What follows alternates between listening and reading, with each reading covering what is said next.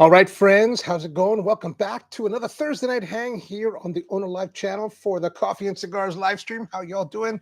Good to see all of you tonight. It's what is it? It is the 16th of April, Thursday night. Mom's with us. Good evening to you, Mom. How are you doing up there in Westchester? This week is kind of exciting in the world of cigars because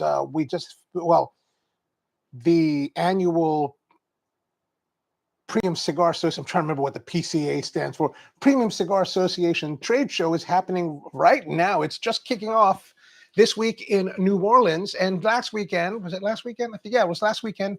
The annual coffee trade show just finished in San Diego. I did not go to that. I'm not going to that stuff this year. But we're here and we're having some cigars and some coffee in, not in commemoration of either, but just, in our normal things. So how's it going? How's your week been? Here in Maryland, we have reached a few days of warm to hot weather. Today was actually really pretty. Not too hot. Not too hot, not too humid, just right. So really, really pretty weather. A little bit cool on the breezes, so I really enjoyed it. Right now, it's getting a little bit stuffy. Andrew's with us. What's going on, Andrew? Are you out on the deck tonight? On the front porch? We are here. And tonight's coffee comes from Andrew, the raglan roast that he picked up while we were in New Zealand. Well, he was in New Zealand, not we, but while he was in New Zealand. And as I was preparing it today, I was like, getting the grinds ready. And I opened the bag, and man, it's really coming alive now. It's got this beautiful like aroma coming out of the bag. And I was like, wow, man, it's probably like roasted 2 months ago, and it's still just performing so nicely. Here's the thing, like, when you have nice quality coffee, like we always, in specialty coffee, we always talk about like, you want to like use the coffee relatively fast. But once you have really nice quality coffee, it has a lot of legs. There's a lot of time for you to enjoy that coffee typically. Now it's always changing. It's not going to always be the same, but it's still going to be, I think, rewarding in a lot of respects. So don't be afraid of holding onto your coffee for a little bit of time. And speaking of coffee, tonight's coffee is that raglan roast. And we're going to try it a little bit different because it's summertime weather.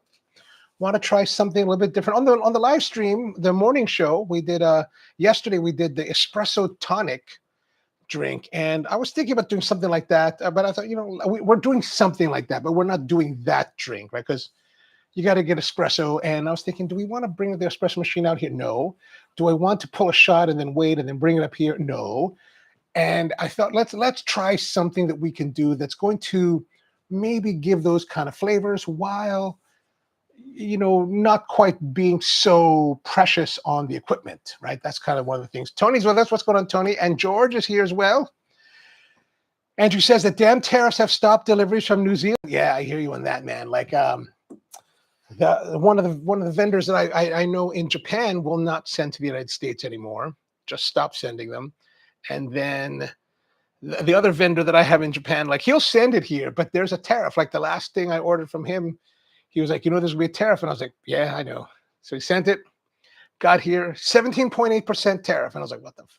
So, costs money to be America, right? It costs money to live in the greatest nation in the world. While we make America great again, it's going to cost us some extra cash out of our pocket. Freedom isn't free, baby. Freedom isn't free, so you gotta pay. Gotta pay. Somebody has to enjoy life, and it shouldn't be any of us. So now we're going to be talking about some coffee. What are we doing? So I've got this coffee. So the idea behind this is that we're going to use some Fever Tree ginger beer. And why do we choose this Fever Tree ginger beer? Because the time that we went up to Cigars International, Brian brought some Fever Tree ginger beer and left it in the cooler. So I still have it. And I thought, well, let's just use it up now. Thank you, Brian. Appreciate you for donating that ginger beer. So we're going to do that. So what we're going to do is we're going to take the coffee. We're going to brew the coffee, but we're going to brew it fairly thick. So so we're going to use the Clever, right? The Clever is what we've used many times. Immersion brewing with filtration. Now, normally with this, because it's a full immersion brew, we're going to like put it in, 24 grams with 350 milliliters of water. We're going to let it steep for 3 minutes or so. And because of that steeping time, that full immersion steeping time, we normally will very coarse the grind. We'll keep the grind very coarse. Today, we're not doing that. We're going to be a little bit finer than the medium grind that we would use for pour over. Why? Because we want to get maximum extraction. We're going to use less than half the water to pull that extraction, and we're going to let in the full time. Now, why are we using? We're going to use more coffee, a little bit more coffee than normal, 26 grams instead of 24. We're going to use less than half of the water, which should give us some kind of like approximation of the intensity of brew that with espresso might give, but it's by no means considered espresso. And why are we going, finer and then short, like same amount of time and all that? Because why we go finer with espresso and very short 30-second brew times? Because it's under pressure. It's being pressurized through. We're using, some kind of pressurization to force the water through the very finely ground grinds. Here we're going with finely ground grinds to help push the over extraction. We're trying to encourage it to give as much extraction of flavor as we can, because we're going to dilute it into the ginger beer. And the ginger beer, of course, is going to be very sharp. It's going to be very gingery. It's going to be very sweet. So we need to have enough oomph to not necessarily overcome that sweetness and sharpness from the ginger, but at least balance with it, right? That's really what we're looking for. It's more balance than anything else. Brian's says, can we have a quick chat tomorrow? I need a portal PA. Gotcha, brother. No worries. I think I got one for you too as well. I need the PA for this Saturday, 1 to 5. You'll probably have to come get it tomorrow, because I'm planning on being away Saturday morning. Like there is something called the Crafts with an S of New Jersey. It's a hand tool woodworking like tool show auction, and I'm thinking about going. I've been planning on going, but man, it's kind of brutal, right? Like I've got to be there like at 8 o'clock or 9 o'clock in the morning, and it's like a 3-hour drive. So it all kind of depends on how I feel, like at 5 in the morning on Saturday, as to whether or not I really will go, because there's some other things, because I got to come back for a friend of mine's having a birthday dinner that night at 7 p.m. down in Gambrel. So I've got to get all the way back to Gambrels by that evening. So that's a good 6 hours of driving. I'm like, do I really want to do that? Because I haven't slept well this week. And I was like, man, I don't know about that. So, but yes, no problem, man. I got something for you. I got a microphone somewhere. Yes, I got you covered, man. Not to worry. Give me a ring in the morning, and then we will work it all out. Now, or in the evening. I don't know, whatever. Sometime tomorrow. So we've got our coffee. Let's get some water, right? We're going to get some water. I should get a little stand here, because you know what? You can't really see what's going. There we go. That's better. We're going to use our official Coffee and Cigars Tupperware Humidor. So we've got 26 grams of coffee in here. Speaking of microphone, what about 2 turntables and a microphone? Yeah, I gotcha. Just got to find the power cable for it. Okay, so we got our hot water here. We got our coffee, 26 grams. We're just going to put that in here, and I'm just going to wet it. Boom, that's it. We're done. We're going to leave that there. And now we are 8:25, so we're now going to go to 11:25, and now we're just going to wait. That's all been wet, and maybe we can use a little bit more, maybe just a little bit more, just to hydrate all the coffee. I just want to make sure all the coffee is hydrated, and then we should be golden. Tony says, the Free State was the move. Got my white oak pea for $20. Awesome. Glad you got it. I ended up going to the Woodcraft today to see if they had anything. They didn't have anything that was, reasonably priced. That's the one problem. Like Tony's been looking for a piece of wood that can be outside in the weather. And I thought I had something here, but I didn't have a size wide enough to meet his specs. So yeah, we were, what is it? So I was looking around, but yeah, Free State's a good one. Woodcraft can be a good one. Woodcraft had some stuff, but it was kind of on the pricier side. That's one thing about with the woodworking thing. It's like there are really great sources for hardwood locally here in Baltimore, or at least within our area, within driving distance. I mean driving distance, but at least by like an hour and a half at the max. There's some really great resources here, but the ones that are closer have nice selection, but because we're in a metropolitan area, they're a bit more expensive. right? That is the difficult part, is that it's harder to find. Of course, I do have my cheapest guy is actually 2 minutes from me, so I can't really. I don't know how much that really holds, but his selection is also a little bit more limited. Like, he's a local sawyer that pulls logs from his own land, so it's hyper local. Like, it's really the kind of like sourcing that I prefer overall. But it's also like, if you need something outside of poplar, white oak, red oak, walnut, cherry, hickory, maybe sometimes elm and ash, nothing. He got none of that. You got to go elsewhere. So yeah. And George says, at least the humidor's within reach this high. No, thank goodness. Can you believe it? All right. So while this is almost ready, what we're going to do is we're going to prepare the rest of our beverage. We've got our mug here. I've got not a mug, but I've got a little cup here. This is a Wolf Trap. George Brightman and I went over to see the Fugees and the Black Eyed Peas at Wolf Trap one day, and his friend is like super connected at Wolf Trap, so we got like in the VIP section. It was kind of awesome. So now what we're going to do is we're going to take some ice. We got to put a lot of ice, because the problem with this style of brewing is that I should have taken the lid off, because we're not necessarily concerned about holding the heat. We can just let the heat dissipate as much as possible. But I'm using a preponderance of ice because we need to overcome the heat of this, right? So we're going to lose a lot of ice. We're going to get a lot of melt. And here is our Fever Tree ginger beer. Let me just wipe this off, because it's all going to be dripping on my computer. Fever Tree ginger beer. What does it say here? With real ginger, bold and spicy. We want some bold and spicy, so sweet, spicy, bold, sharp from that ginger to balance out that espresso-ish intensity that we're trying to shoot for. Right? That's what we're trying to shoot for. The nice thing about this one, not so nice because I'm getting older, is that it's a twist top. Let's have a taste. Oh yeah, that's that. Oh, sharp. I think when it comes to ginger beer, I like it sharp, baby, sharp. Okay, now we're going to pour this in here. I'm going to fill it about halfway, because I don't really know.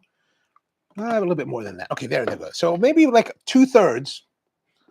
And then now we're going to put the coffee on top, because we're about the right time. Oh, I guess I could have put. Yeah, I could have filled it a lot more. A miscalculation. Maybe that's all right. It's still flowing. Okay, now we're done. Okay, now we've got all of our coffee in here, right? And you can see nice separation. I always like the separation. It looks kind of nice. But now we're going to have so you could do two things. You could homogenize the mix into all of it, right? Stir it or shake it, whatever you want to do. But by doing it this way, you get visual appeal, right? So if you want to serve this to sexy girls, they'll like this more because it's visually nice. But then also, like, you can also get a very different kind of experience. Like, you're going to start off getting more coffee with a little bit of the ginger beer. And as you progress, it's going to change the ratio. So you'll have a greater depth of experience in the flavors that you're experiencing as you progress. Like right now, it's mostly espresso or cold coffee, right? The coffee has been chilled. It's kind of intense. It's actually not too sharp, the coffee. It's kind of smooth.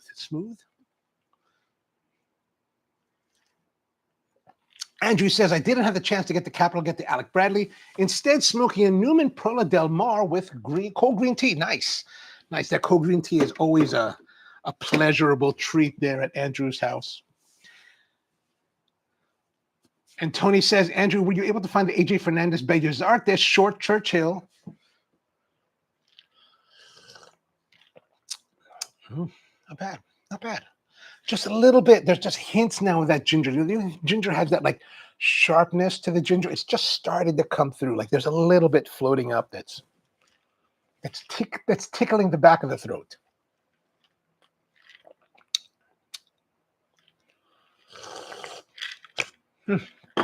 Okay, that's pretty interesting. All right, so I guess, you know what? Oh, I need to get my score sheet because I didn't grab the score sheet today. That's the one thing that I kind of forgot. So how's your week's been? Anything interesting happen? I have been, what have I been doing? We did some coffee roasting today, did some deliveries, answered a bunch of questions from people, and, but the things got kind of busy. So like if you, George Brightman, he messaged me earlier and he was like, are you still, because we didn't have the morning stream this morning. We're not going to have it today and tomorrow because I got so much to catch up on this week before the weekend that, yeah, it had to be done. So what am I thinking of here? George messaged me saying, are you still going to be doing tonight's streams? Yes, we are, because I can get everything done in the day. So the things that impact my daytime ability to stream typically doesn't necessarily impact this stream, right? Because it's just a different time. George says that I'm joining the wise man in the double Corona size from Foundation. It's awesome as novel. Yes, of course, as always. As always, my friend. Your whole thing with Nick Manillo and his cigars is like mine with Skip and Roma, right? They're just nonstop. Like this week, I finally was like, I smoked pretty much every night this week, except for last night. I didn't smoke last night. I know I was planning on it, and then I was just like, you know what? I just suddenly hit a wall and I was like, I'm going to go lie down. I'm going to go to bed. I didn't go to bed until like 2 a.m, which was terrible. But I didn't smoke last night and part of what had been fueling my smoking was that, I've started to watch season 2 of Drops of God, which is good. Not as good as season 1, I don't think, but it was still very solid. And I enjoyed a lot of it. I enjoyed it always. What happened to the mom just disappoints me. I'm like, man, I was really hoping for a different storyline for that. But yeah. Oh, and that I finished that bottle of Tempranillo. I've been drinking that slowly as I've been smoking with Drops of God. Drops of God has brought me to new levels of alcoholism. It's very bad. Brian says he's having the Intemperance BA Robusto. Oh, very nice. I've been smoking those nonstop like a mad dog. Like pretty much every night there's one of those breaches of pieces being burned. And Andrew says that the Bellas Artes is still on the hit list once he gets over to Capitol. You haven't been to Capitol since we were at your house? It's a long time not to be at Capitol. Having the LCA Skeletor Lonsdale, Short Churchill, and the Half Diet Chair. Oh, nice.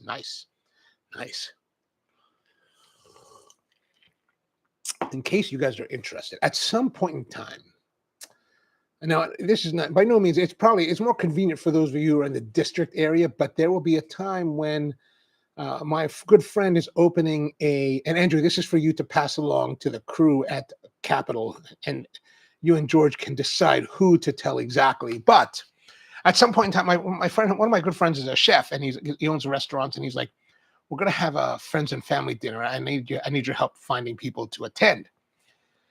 So it's going to be in Bethesda within the next like 3 or 4 weeks. I have no idea what date because, at one point there he was like April 22nd. I was like, there's no way you're going to do April 22nd.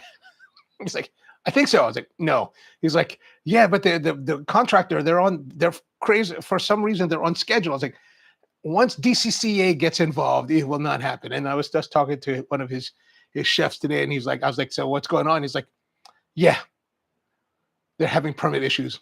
And the contractor's done, but it's DCCA, which is like, there it is. So at some point, I'll let you know. But you guys are all welcome to come down to this new restaurant for friends and family meal. What that is, it's the one meal where the kitchen and the front of the house shakes out what they do and gets themselves ready for real service for paying customers. Now, you don't pay for the meal. The food that you order, you don't pay for. However, you do have to pay for tax, tip, and drink. So if you order alcohol, you got to pay for that. They ask you to pay for tax. They ask you to pay for tip. That's it.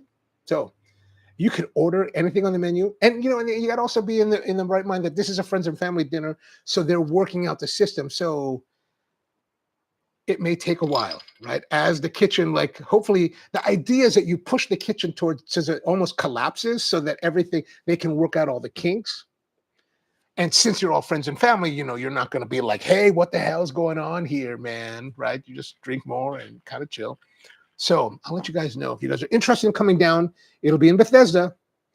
So within the next month, I think it could, who knows? It might be July for all I know. Like, things can go crazy. Brian says he's in. Tony's in. Good, good.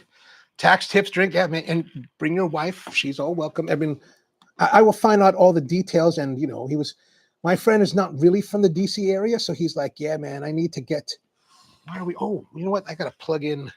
I forgot I do not have the power for the laptop plugged in, and we're going to lose power soon. So let me just plug all this in here. And there we go. That should do it. Yeah, all right. So Andrew says, likely the health department, the bane of many. Yeah, you know it, man. You know it. It's but it was. Is it? I remember one of my friends years ago was telling me about. Is it DCCA?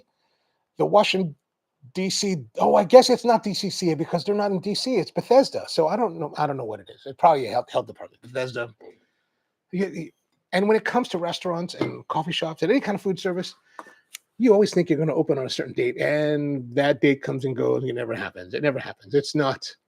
None of us are surprised, right? Actually, the guy that's going to be the head chef there, the exec, he's like, I don't mind it being longer because, you know, I asked him today. I was like, we're hanging out today. I was like, how's it going? He's like, it's going.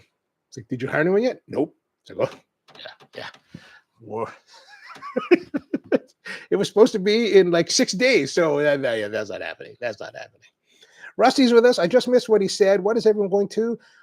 We're going to, well, I mean, if anyone's want to, it's going to happen. And I don't know when it's going to happen. It's going to be one of these things where it's like, hey, it's going to be happening. It's going to be like maybe tomorrow. Be like, hey, tomorrow it's happening. But Rusty, one of my friends is opening a restaurant, friends and family dinner. You guys are all welcome. Once it happens, you guys are welcome to come. He's looking for people that are closer to DC area because the restaurant's just outside of Washington, DC, in Bethesda, not too far from Capitol. Like, it's just a bit south on Wisconsin from Capital Cigars, right in that whole like new section, that fancier section of Bethesda that's all like fancy looking. That's where it is, but not in the it's kind of on, it's on Wisconsin, but just there. Mom says he would come down. Oh, all right, man, come on down, man, come on down. You know, the nice thing about it being at Bethesda, like, I don't know what time, like, depending on the day and depending on what time, you know, everything wraps up, you know, there's always the possibility for cigars, a late night of cigars after. So, you know, I don't know. We'll see. I will let you guys know. All right. So I'm getting our cigar for the evening from our lovely Humidor by Rusty. Thank you, Rusty. Always very nice.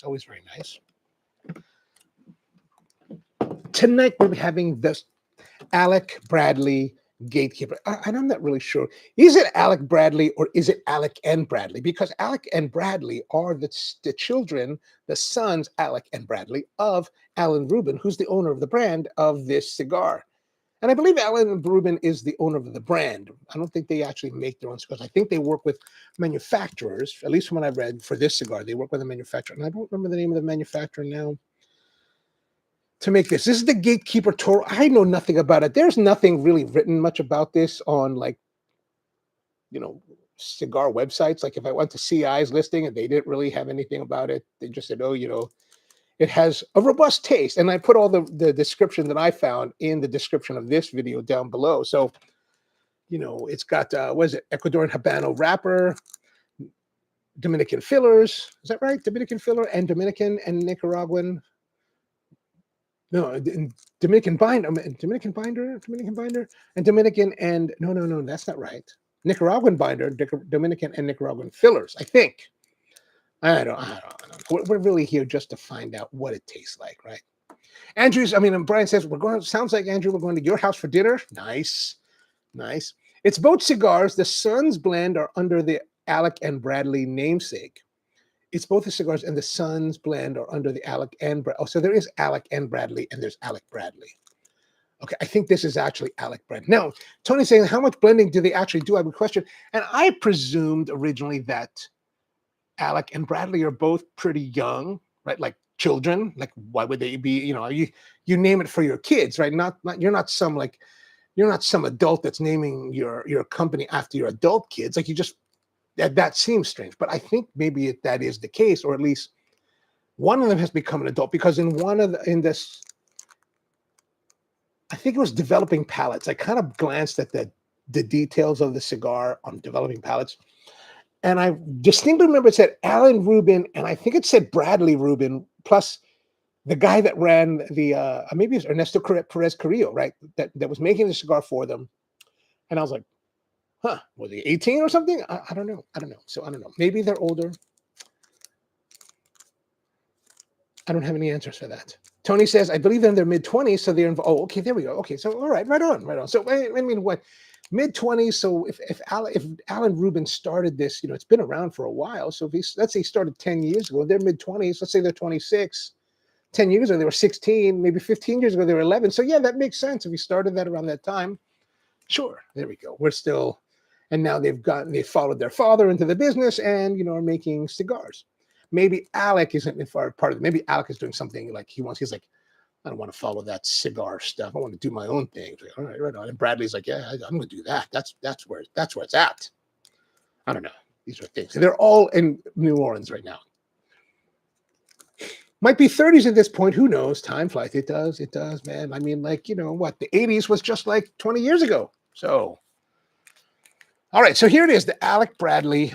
It's Alec Bradley. So this is 4/16/26.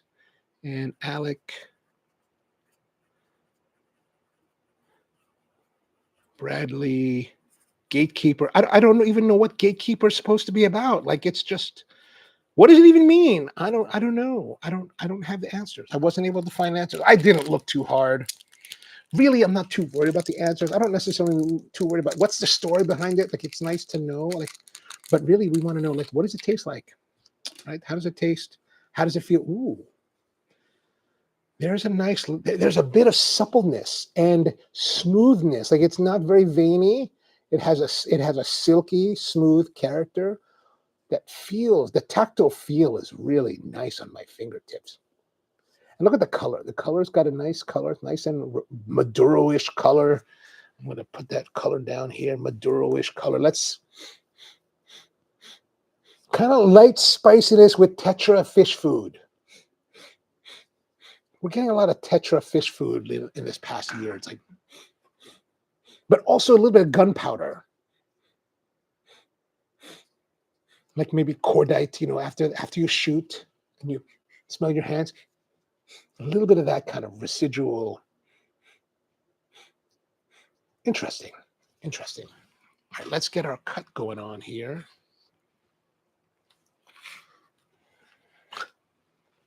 I thought I grabbed the cutter, but I grabbed the paint can opener. Nice.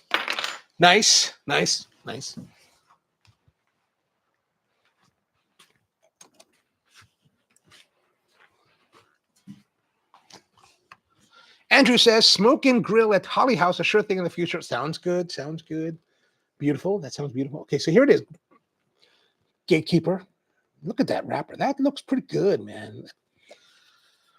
All right, we're going to use our Cigar, unsponsored.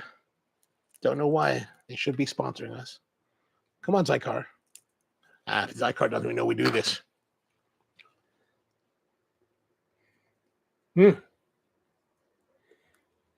Okay, cold draw.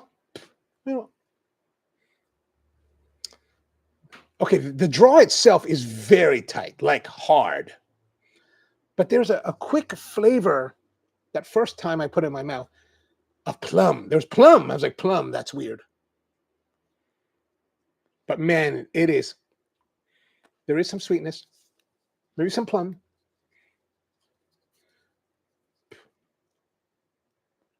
But tight, man, this is tight. I'm going to presume, my feeling is that it's going to open up once we light it. Like a lot of times when cigars are tight during the cold draw, they open up, but it's very tight right now. Very, very tight. Fragrance, kind of medium. Cold draw, kind of tight.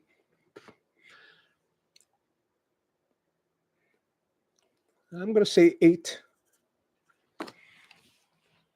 Okay, now I'm going to light.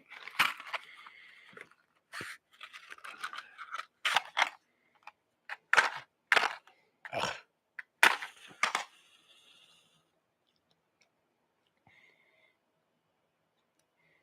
And when it's really tight, it's hard to actually draw the light.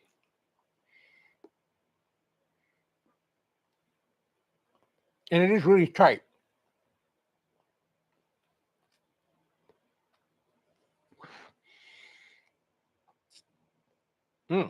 Even though we're fully lit now, or it looks like it is, that tightness has not dissipated. It's still pretty tight. Let's see what happens as we roll into it. Tony says the Suns were 1-4 when he founded the Alec Bradley in 1996. Ah, okay, there we go. That totally makes sense then. And the Gatekeeper is a collaboration between Alec and Bradley Rubin. Oh, okay, so it is. But why does it say why they chose the term Gatekeeper? Like, is Ernesto keeping them out? Is that the idea? All right, this thing is way too tight. Like, I'm actually to the point where I'm biting down on it here, right here. Biting down on it, trying to break whatever that tightness. And there's a lot. I tell you, on my incisors, there's a lot of resistance, like extreme resistance. Like, this is a cigar you could like fly a plane in World War II and not deform it. But that being said, there's an interesting dark kind of character to the flavor of the smoke. It's just tight, man. It's tight. And you can feel it right there. Like, even my fingers, man, God, that is like hard. Not as hard as certain things, but hard. Well, look at right there, man. Oh, God, that is like, man, it's like cement they put in there. Like, this is like maybe the rollers were having this contest. Like, who could roll the cigar the tightest? And this is the one that won.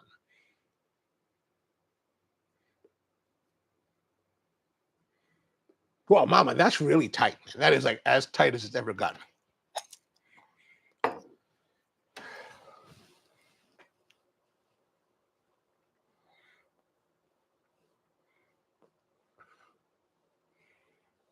It wasn't this tight the first time around. It's like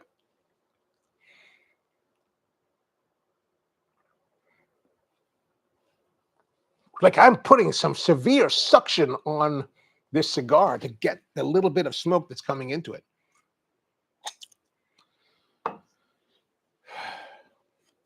But there is interesting flavor with the smoke that I'm getting. Like, there's something interesting about the cigar. There's a darkness. There is, I want to say moody, but that's not it. There's definitely complexity. There's some spice. There's something really interesting with this cigar, but man, that draw, man, it is like, man, I haven't, like, right here, man, you can feel it right there. Like, you just want to break it. Like, okay, let me show you. You know how bad this is? I'm going to take this pliers, and it is so damn tight. I'm going to put on the band. Let me show you how tight this shit is. Oh, I just cracked it. Okay, I'm going to do something. Let's see if that helps.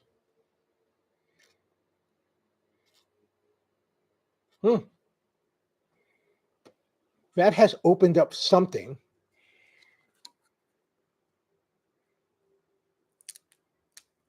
Oh, it's crackling. The problem is, Tony said, it's not the taper where the problem is. It's right here, man. It's like you can just feel it. Like, you know how you feel a cigar? Like, here, there's some give right here, here. Even back here. Well, there's actually, man, from right here, right where the band begins, all the way back, man. It is like, it's not as hard as it was because I totally used my icon pliers to like crush it and give it some like cavity. But man.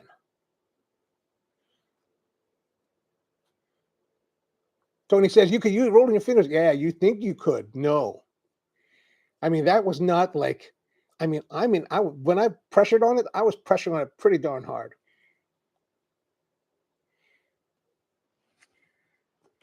Do we have an ice pick handy or paper? I got a drill.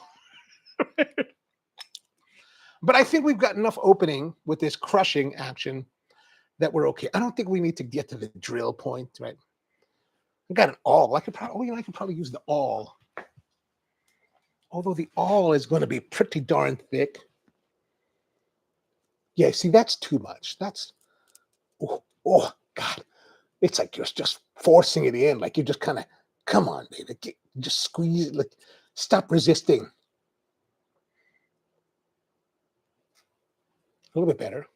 Let's try it again. Come on. Oh,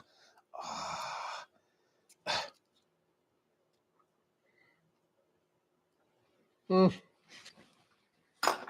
There's a little bit more flow, right? You know, once you shove it in and it's super tight and you just kind of continue, it loosens up a little bit. So it loosens up a little bit.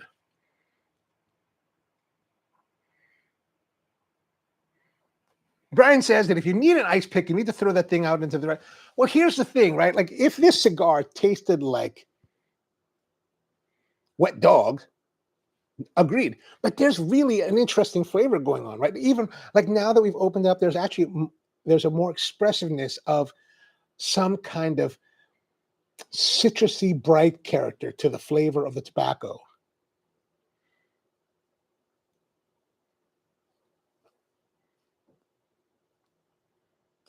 But man, it's tight, dude. It's tight. It's tight. It's like hyper tight. I haven't fought a hole this much in a long time. That's what I gotta say. So I can tell you. George says that, well, the Titanic has hit the iceberg. I'm breaking the internet with.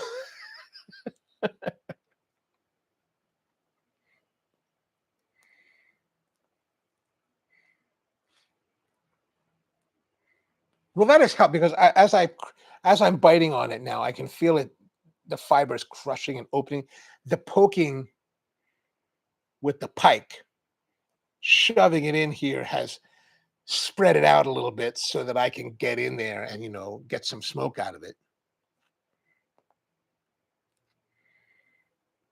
But the level of suction that you have to give is quite high, almost to the point where you start to feel it here in your temples.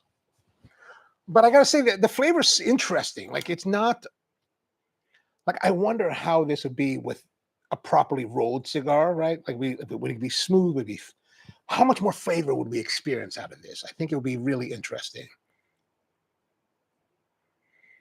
Andrew says in the driveway and drive over it to loose. No doubt, no doubt. I mean, now there's a little bit of give because we crushed on it, but man, like I could probably crush on it right. Man, it's crackling.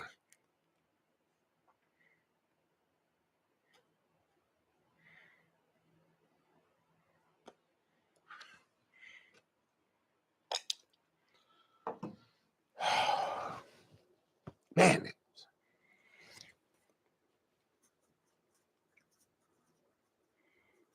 I'm going to write here a note on my score sheet. Too damn tight.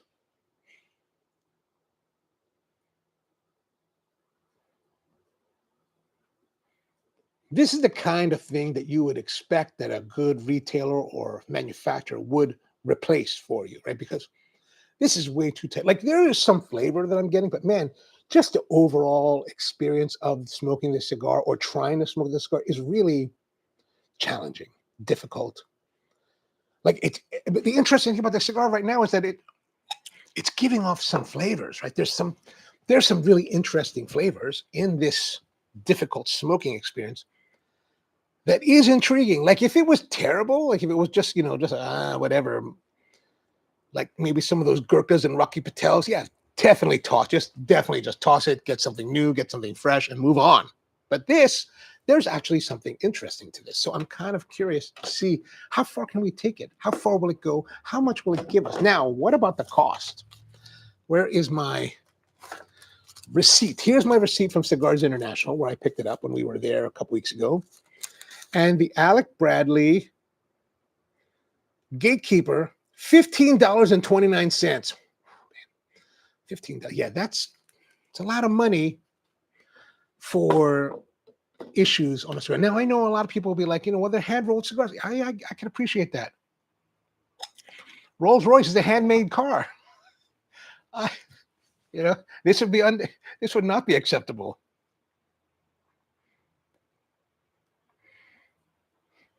Ryan says we're gonna need a bigger truck. Yeah, man, you got it. You got it.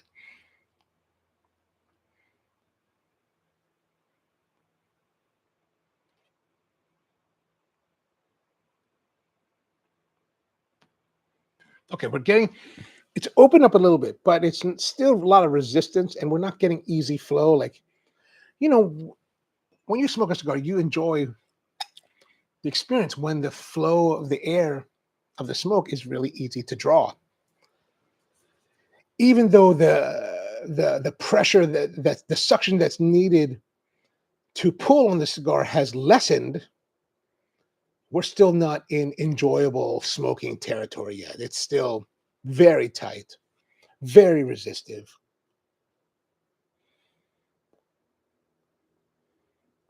The only reason we're continuing is because there is an interesting citrus acidity to this.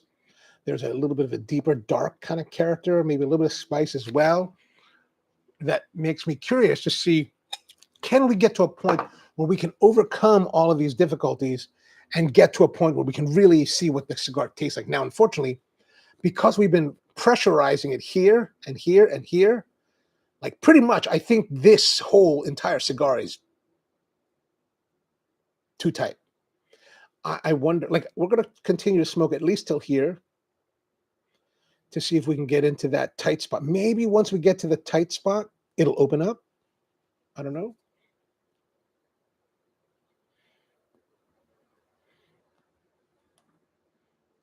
This cigar, says George, is going to overheat. Maximum suckage and tight draw spells disaster. Well, we get to see it live, right?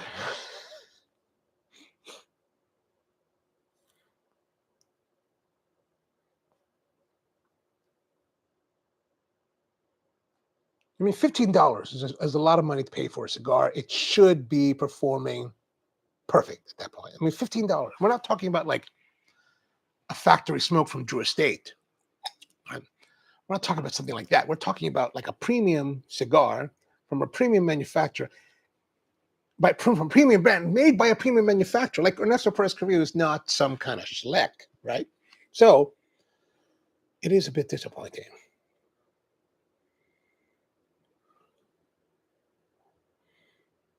Tony says that the $15 price point is what happens when you acquire a company at an overinflated rate of 6 or 8 million. Oh, honestly, I don't care about any of that. Like, that's your problem. My problem is like, is this a good cigar? Did my $15 go somewhere worthy? Right now, no.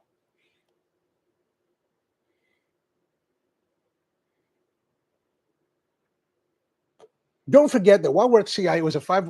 There was a buy five and get one free. Okay, I did not know that. I only bought three cigars total. 4 cigars total. 3 cigars total. I should have known better. I didn't know that actually.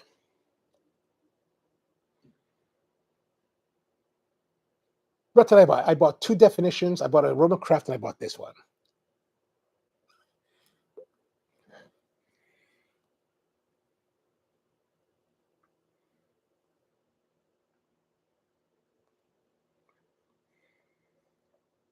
Yeah, man, it is so, like right here where these 2 fingers are, man, it is so hard. Like it's hard. But the burn, look at the burn. Okay, very even. Nice color. Like it's just like a cigar of juxtapositions. Interesting, curious flavor that just kind of intrigues you. Incredibly difficult because of the lack of draw, but nice burn. Like,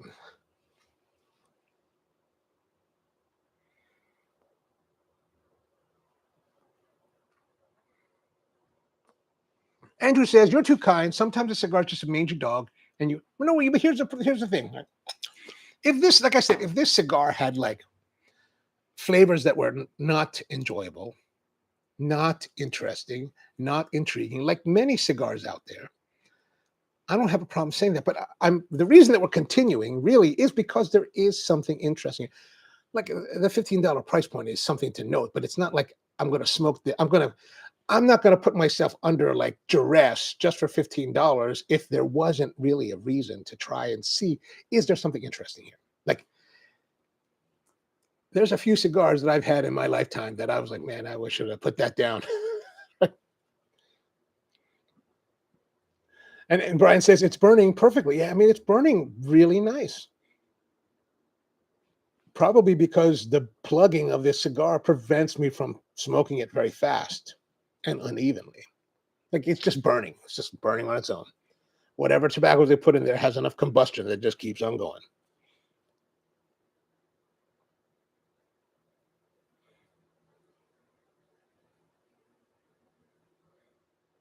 But this cigar reminds me of why I'm always like,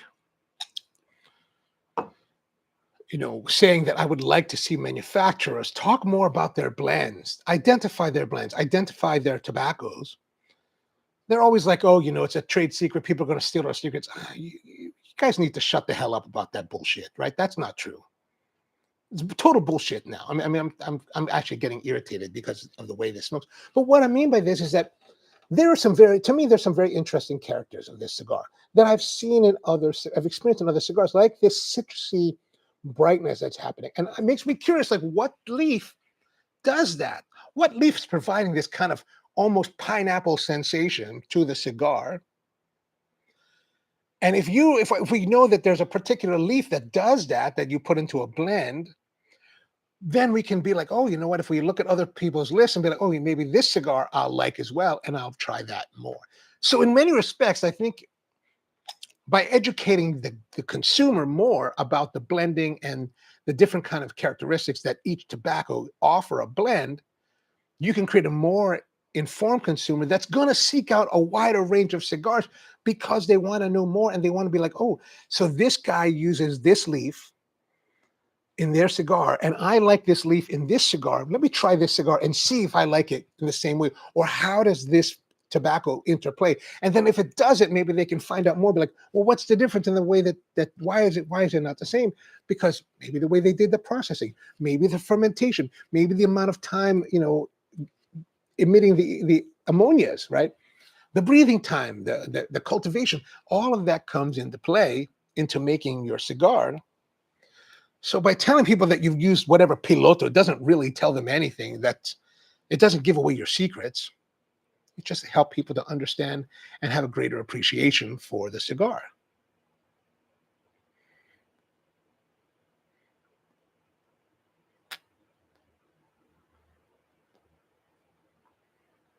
This is what I learned in the coffee business, right? And the number of people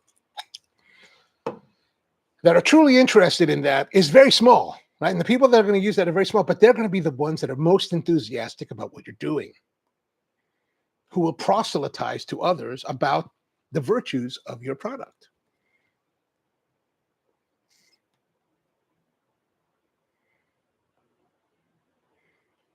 But man, it is so tight. Like it's barely right now, those last couple of puffs, barely getting any smoke. Like it's just like not giving, it just doesn't want to, it doesn't want to give in. It doesn't want to give in.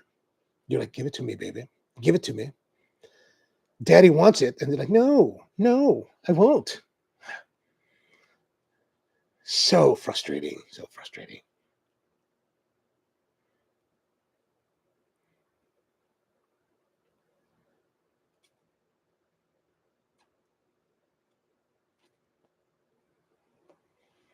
No matter how much technique you use with your mouth and your suction, nothing is happening. Hours can go by and you're still down there. Nothing.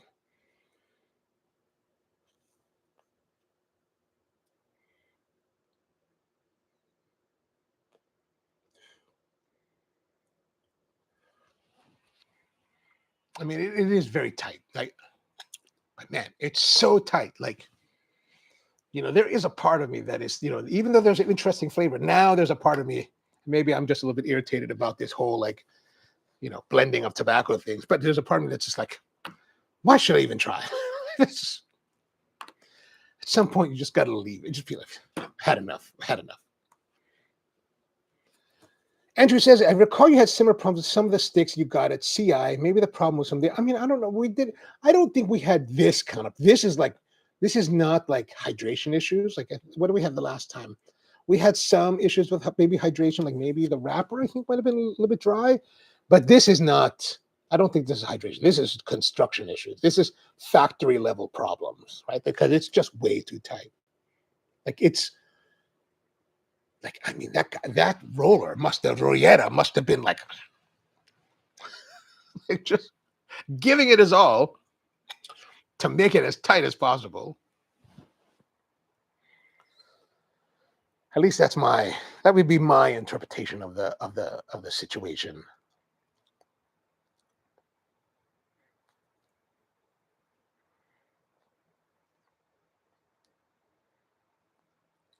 Like, really, it's like if it was like the real tight part is right here where the band is. Like, it's super tight. It's still very tight. Like, if that tight, like, I wish that tightness was right here, because then I could just cut it and just start after it. But now, man, it's like you cut it here, man, you've almost trashed your entire cigar.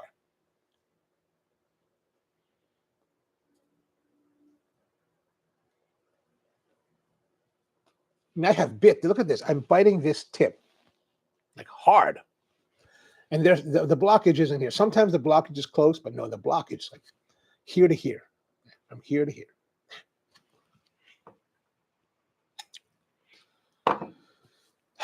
I wonder if I poke it through that. Can I get it through there?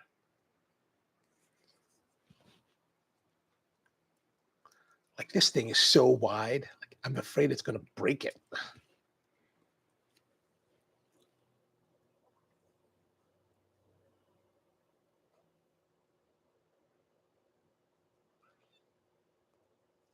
You know what? We need to get in there, because this is just like, it's really not, like, I'm losing combustion, and I don't think that's a good thing either. So now we will go to more dramatic measures.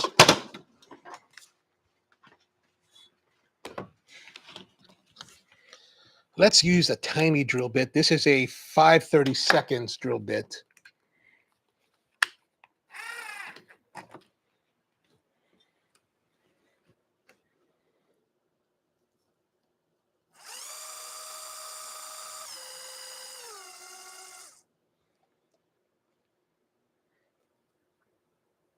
That did not help. Maybe I need to go to the side. Where's the tight part? Okay, the tight part. Oh man, it won't even reach that far.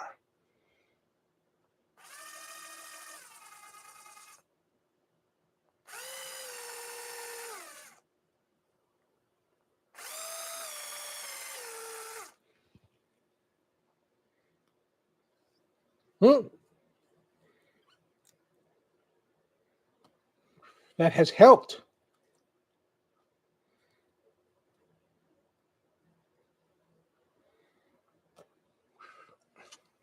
Well, at least it has helped in the fact that I knocked that out. It helped in the fact that it increased some of the draw, but it's not actually. It didn't help the flavor. Like, now it's become less of the complexity of that spiciness. Now it's just much more bright acidity.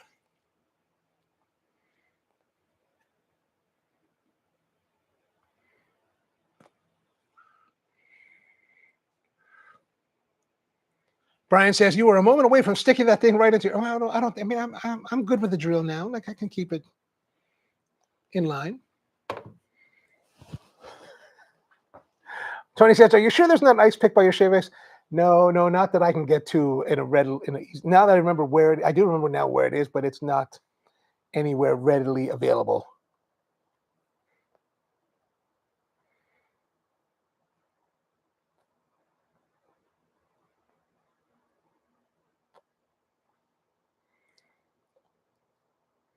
What if I went in through the ash end? See, the problem is that where we are at the moment, either from the ash end or The butt end, I cannot, the drill bit is not long enough to penetrate into the where it needs to penetrate the most.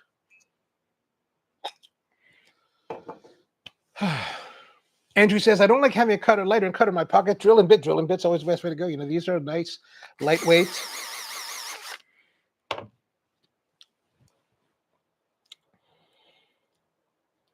If you told me when we started this live stream that I would one day be having, you know, working on my cigars with pliers and a drill bit, I would not have believed you.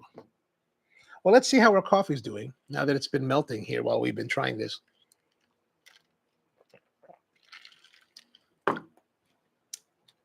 Not bad.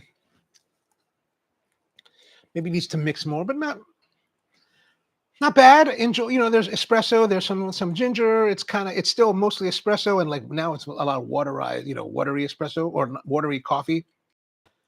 Maybe as it gets more blended together, it'll be much more enjoyable. But it's nothing dramatic. It's nothing like, whoa, awesome. Nothing revelatory.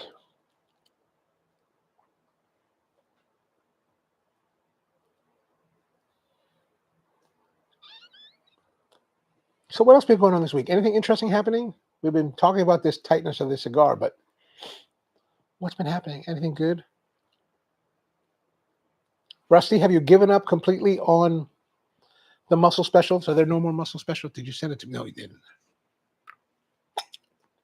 I went to see a movie yesterday. I was running around, and I've been wanting to see this movie called Project Hail Mary with Ryan Gosling, right? So I was out and about, and I was going to Hunt Valley. And in Hunt Valley, where they have a movie theater called Regal, and Regal's been there for 30 years. And Regal was great when we were, much younger. And then like it got really kind of bad because, they just didn't renovate. It was really kind of crappy and nobody wanted to go there. So finally they renovated the theater. And I was like, okay, so they renovated. I've heard really nice things. So I was like, I'm going to go check it out. So I went over there. I looked up the showings, and it was like 12:40 when I looked at the internet listings. And it was like 12. I was pulling up to the mall. It was like 12. Yeah, it was like 12:40. Showtime was 12:40. I was like, oh, can I go? And I was like, I bet Regal is going to be like Cinemark, which is going to have 20 minutes of BS before they actually show the film. So I drove over, got there like, I don't know, almost 1:00, right? Maybe 12:55. I got there. I walked in the theater. I asked one of the girls, said, hey, how long is the previews? She's like, about 20 minutes. I was like, great. I'll buy a ticket. So I bought a ticket, got some popcorn. They only have Diet Pepsi. No Diet Dr. Pepper. I was like, what? Get some Diet Dr. Pepper. Went in the theater.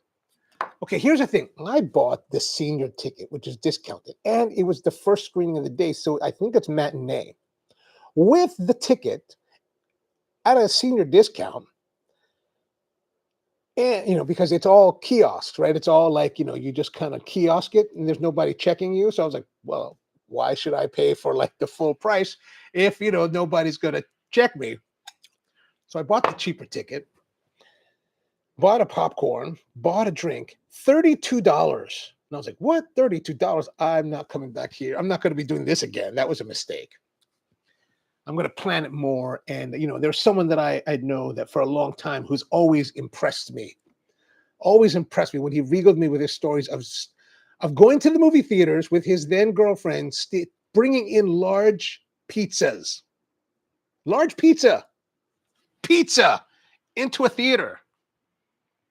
I'm like, that is some boss level shit, man. Like, you bring a full large pizza into a theater and you don't get caught. Like, that's like I'll bring in Big Mac, right? Or no big, but I'll bring in like Whopper with cheese. I'll usually buy the drink there because I find that harder to like smuggle in. But I was like, man, you smuggle a pizza into this place? What kind of craziness is that? Mad respect to you, Brian. Mad respect.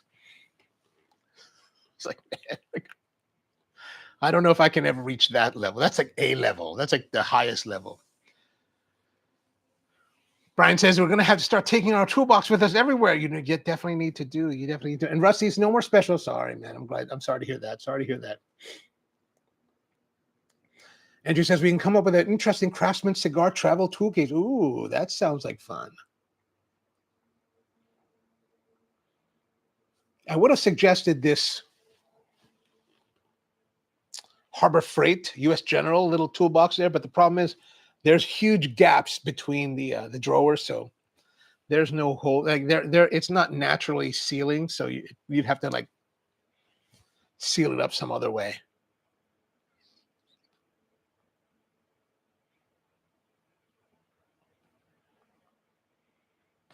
So while we've gotten to a point where we've eliminated the majority of the resistance, the cigar itself now, while we had some early on, we had some spice, we had some brightness, we had some really interesting like citrusy notes, maybe even a little bit of pineapple. And then early on, we had a little bit of plum. That's all kind of gone now. Now it's bright, generally bright, just kind of like nondescript kind of bright. It's not very, we've got more draw, but it's less interesting.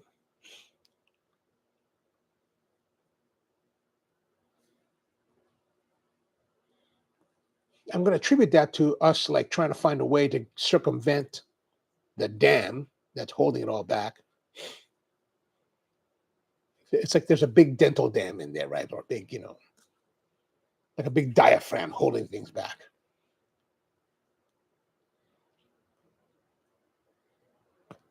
I was with someone who nameless, says George, smuggled in a bottle of wine with a corkscrew and burgers into the movie theater. Oh, I love that. That is good. That's a good one. Bottle of wine with a corkscrew. Man, they have like, I think if I had to bring a bottle of wine into a theater, I'd want to get one that has a twist cap. I think it's okay to have a twist cap now. There's still some good wines with twist caps, like especially Australian wines. They're big on twist caps.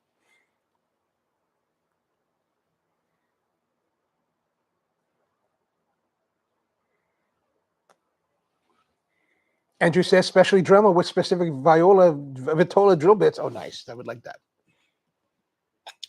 I'm going to presume it's Vitola, not Viola.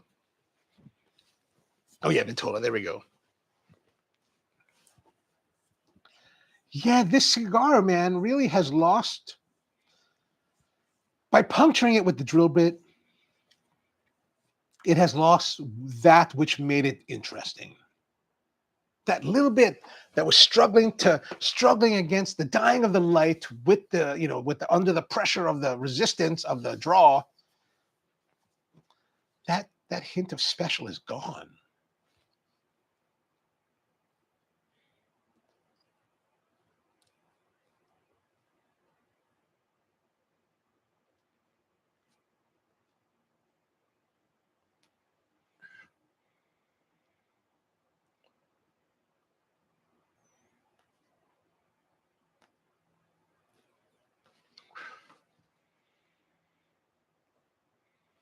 We're getting to the point with this cigar after this attempted spelunking that,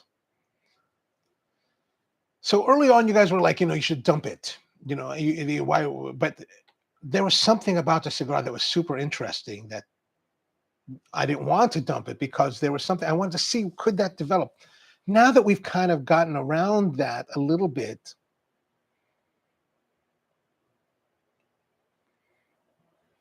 I am questioning now whether it's worth it to continue forward with this smoke because it has lost that which made it interesting.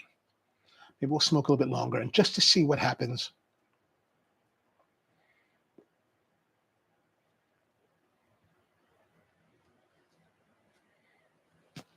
Right, as I puff on this cigar now.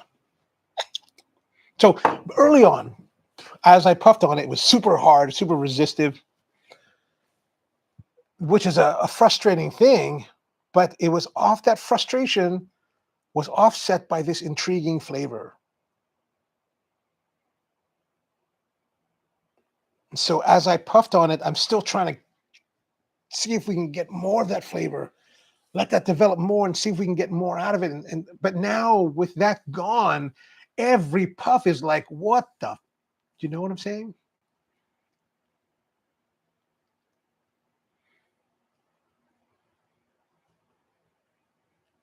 Like so little smoke, so hard to draw.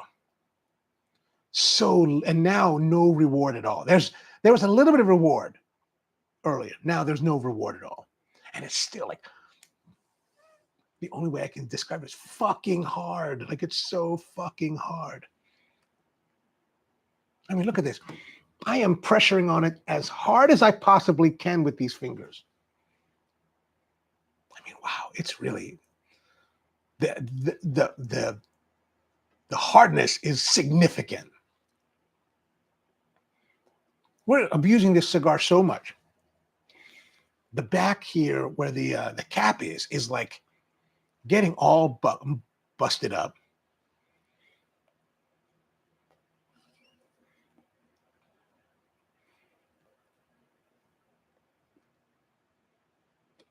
Like we have turned from difficult and interesting to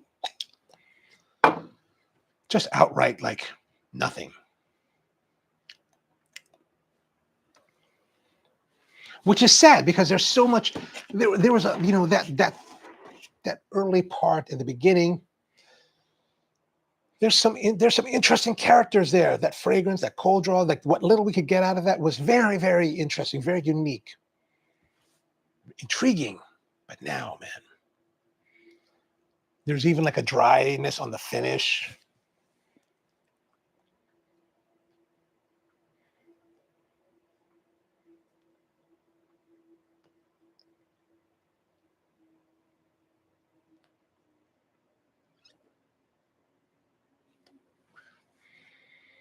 Like, wow, that is really like the flavor is just nothing. Just more like there's some elements of brightness, but man, it's really offering nothing.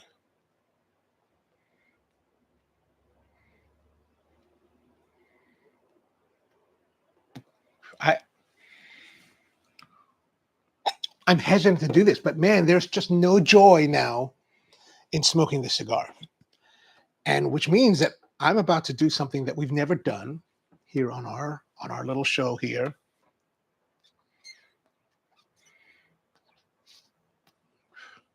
You know, and George Brightman messaged me earlier, and he's like, "Are you going to do the live stream tonight? Because he's in New Orleans, and he's like, I want to like hype it up to industry people." I'm like, "Well, okay, oh, sure, that'll be awesome." So if he gets people to watch from the industry here to see what we're doing here, like this is a terrible, this is like the worst time for that to happen. Like we haven't had like we tend not to find very disappointing cigars on this show. Like I think the last time we had a disappointment in a cigar this massive, and maybe it was even more massive, was that one episode where we brought in the what was it, the 1964 Padron Anniversary, which has always been a classically stellar cigar in my experience. And the one time that it wasn't was the time that it was featured here. That was like the other instance that comes to mind when like we had something that wasn't. I mean, we've had other ones that weren't great, but like one that was like really like disappointing or really just kind of like took a turn. Like very few. Andrew says, "Sorry you're having a bad experience. Unlike my PDM, which is absolute, that's what we want. We always, but there's always going to be something, right?"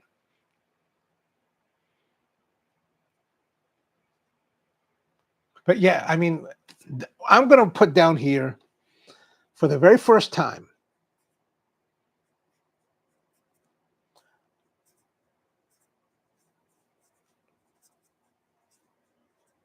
The only time that we've ever done this, I'm going to put a DNF, did not finish. It has taken that much of a turn. I wonder, like, had we not taken the drill to it, had we not gone to such desperate measures, would we have to have taken this turn? Now I'm going to leave this here. Maybe I'm going to try to relight it tomorrow. See, maybe something could have happened. Maybe something would have changed. And if we do, you know, I'll make sure note of it. My gosh, what a sad, disappointing, what a sad turn of events. What a sad turn of events. It's just, you know, from a brand that's actually very good overall.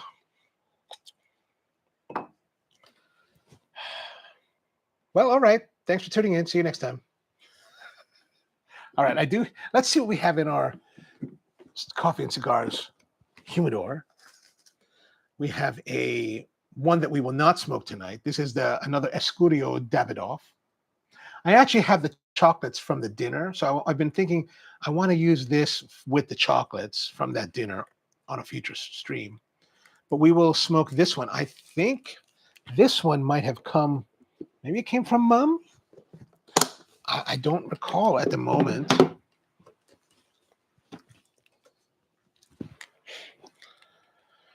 Andrew says, Olympic first, judges come in 0-0. You know, it's so sad, so sad. In sail racing parlance, dead effing. All right, this one. Wow, I don't even know. Oh, it's a watch. What is this? Are you guys familiar with this one? Like, Mom, is this the one you gave to me? Look at it. It's a watch. It looks kind of like almost like Rolexy, it's like a Rolexy style band, but that's not a Rolex face. I mean, that's a whole nother like higher end of horology level. Yes, this is from Mom. What is this cigar, Mom? We're gonna put this in our. So this is OL 270. I'm sorry, I'm unprepared for that. I was not. I really was expecting this Gatekeeper to be a great time, man. A great time. Unfortunately, that did not happen. I might have saved this one till next week, but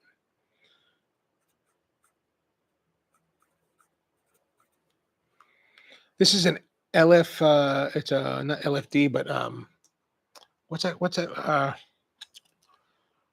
that group called? Oh man, I can't remember. The farm guys.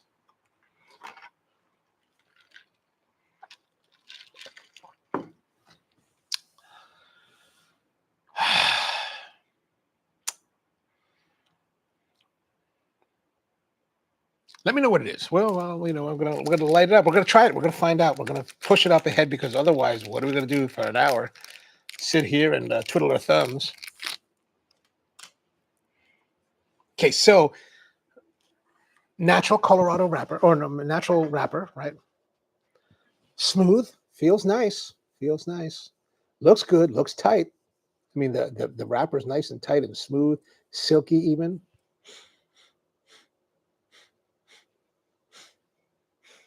Interesting, very light on the coloration.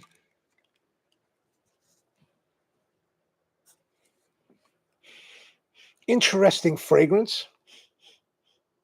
Maybe very light tetrafish food, but very light fish food, light spice, not very like pronounced, but and not very like spicy like cayenne or paprika, nothing like that, but more of a whatever that spice is, whatever that aroma is, it does have very good pronunciation.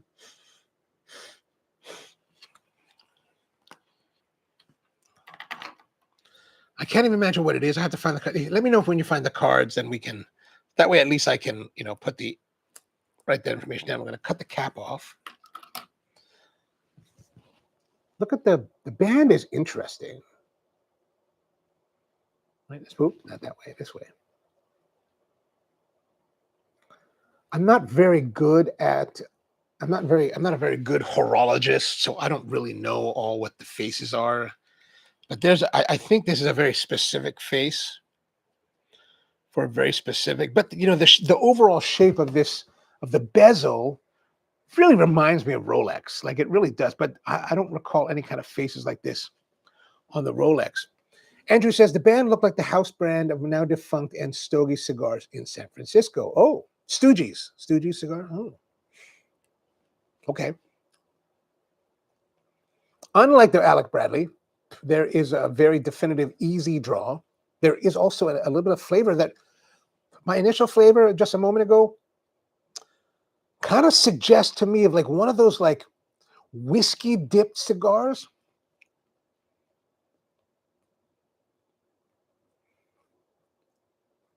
Tony, what was those whiskey dipped kind of like flavored cigars from like the 90s? I think it was the 90s. Like there's a,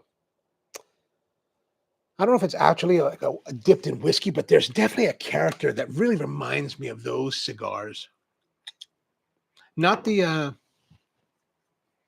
not a Pappy Van Winkle, definitely not that. Because I've only had that once, but there's definitely a very,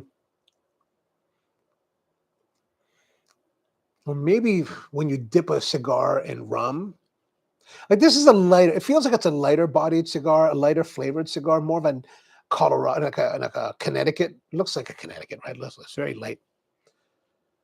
Like if we had the old Connecticut, like maybe like an old like Arturo Fuente that we would dip into like rum, like a sweet rum, or maybe even port, but not this. Not I wouldn't say it's portish.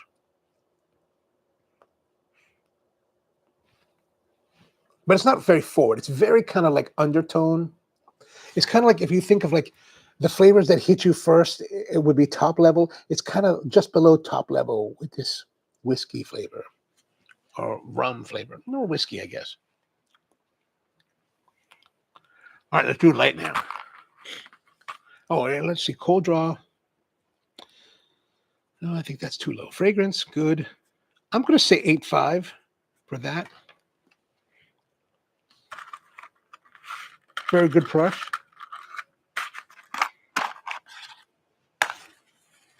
And those really are good striking matches. Like I just barely touched that one.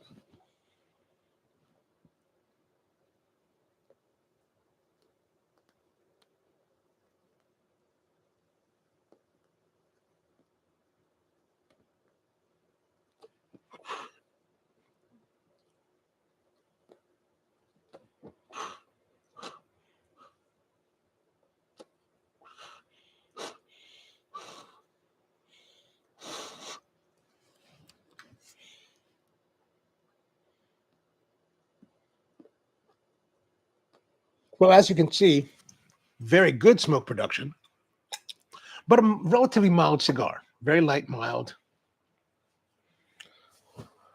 You know, I'm used to smoking heavy cigars, so this is a much different kind of experience. It's a much lighter, lower body, smooth flavor profile, but not too heavy and not very descript. Wow, suddenly there's a lot of smoke in here.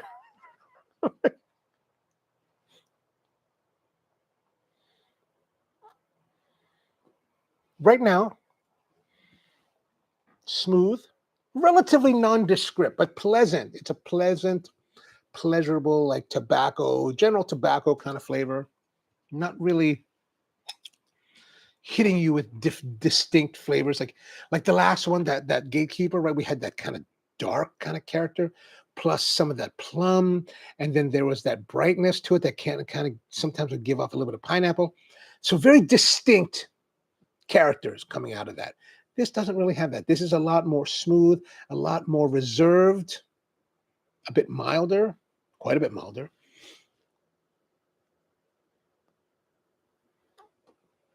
Like maybe many, many years ago in the 90s, I was in Manila. And, you know, I always liked watches. I like the idea of liking watches.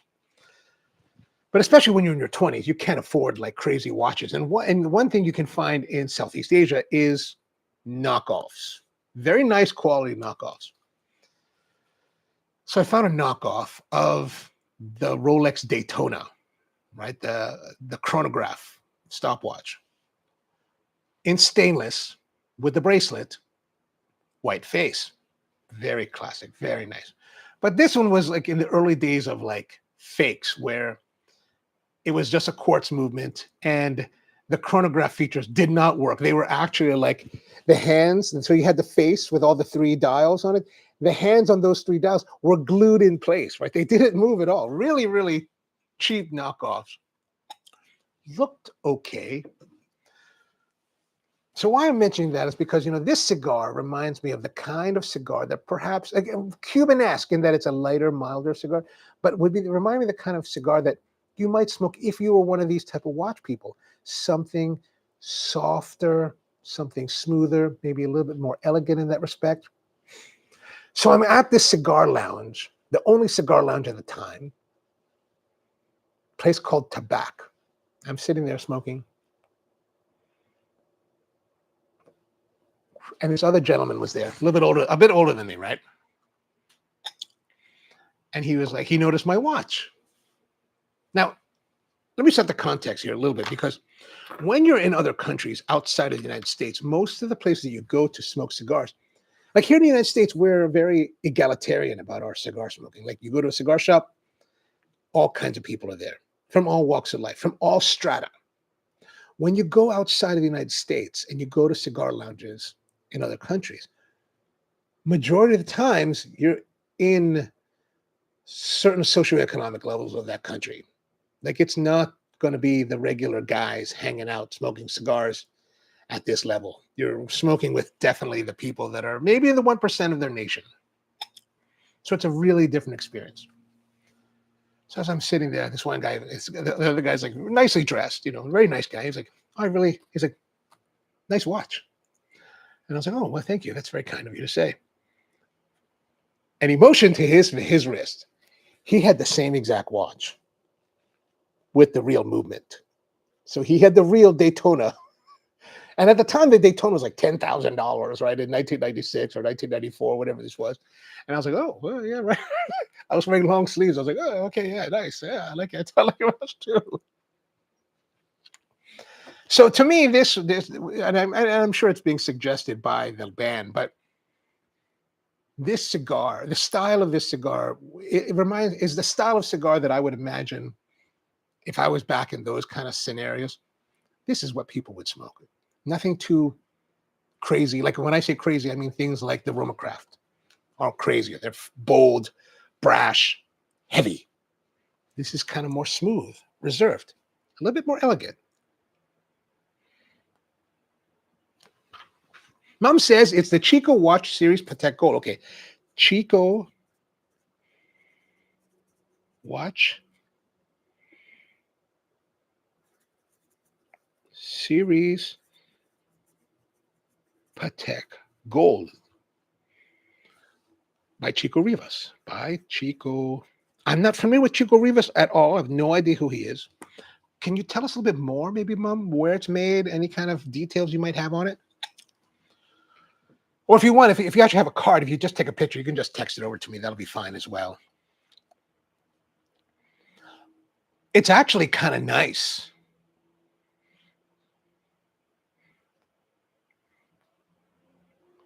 Like it's smooth. It's got good body. Like it's not heavy body. It's kind of like it's a milder cigar.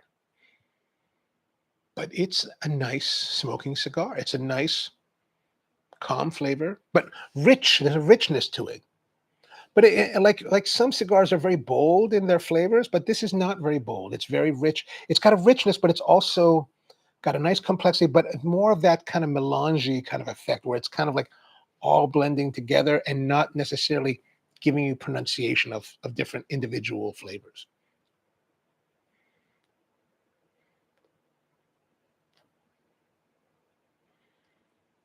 Like it's soft enough that I would like to describe it as creamy sensation, but it's not creamy at all. There's no creaminess at all.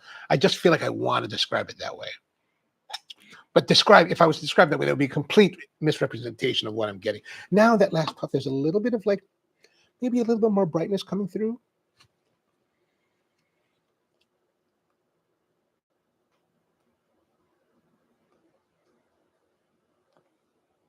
Yeah, I mean, it's been a long time since I've had this particular cigar that I'm going to relate this to. But it is what I feel like this cigar reminds me of. A Corona-sized Monte Cristo Habano. To me, this is a very Cuban-esque in that old school like fashion.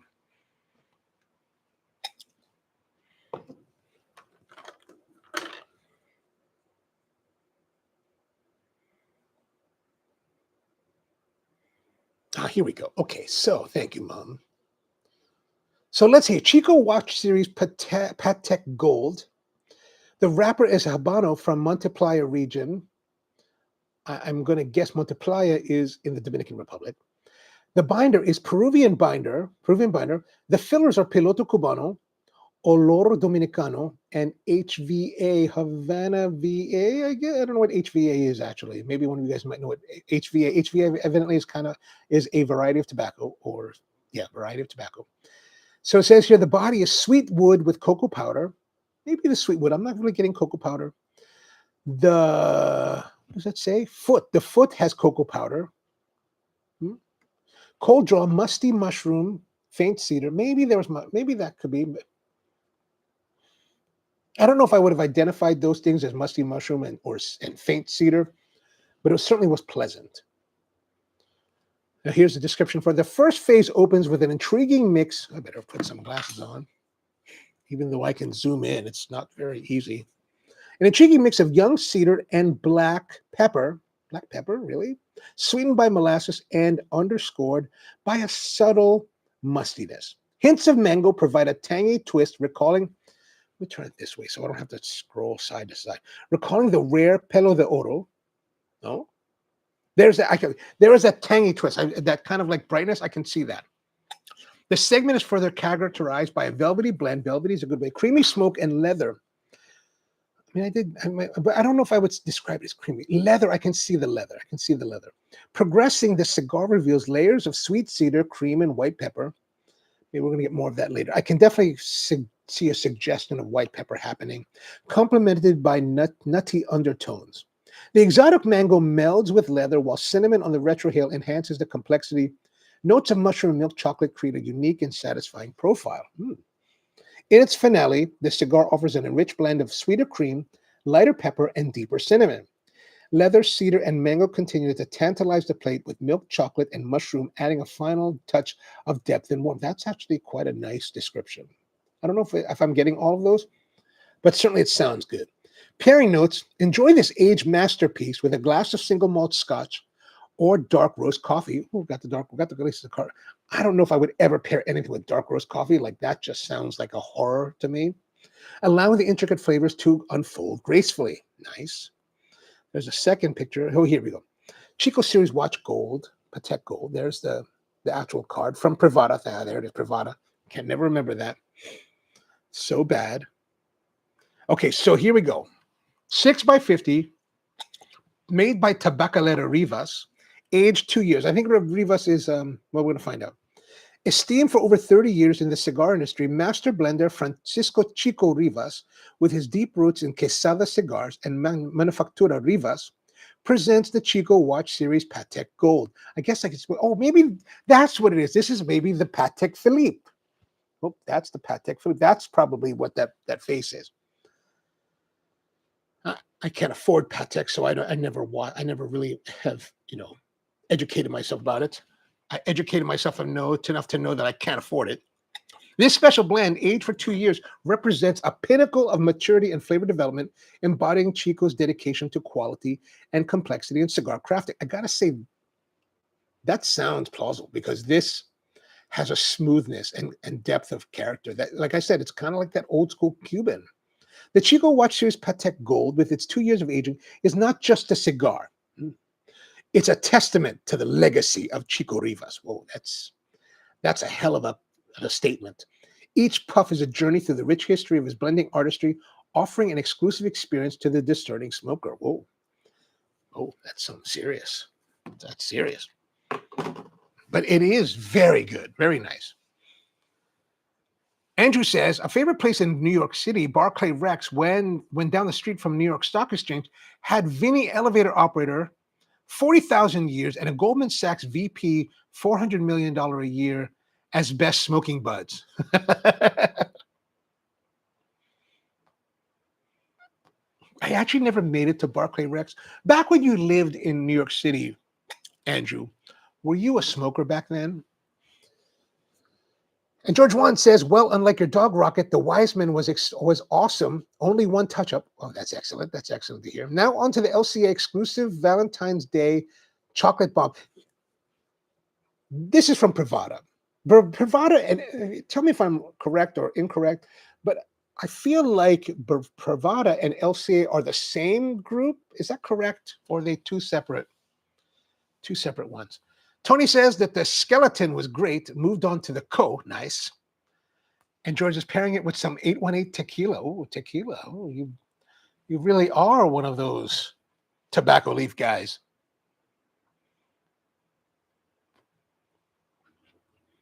Yeah, there is a nice complexity to this cigar.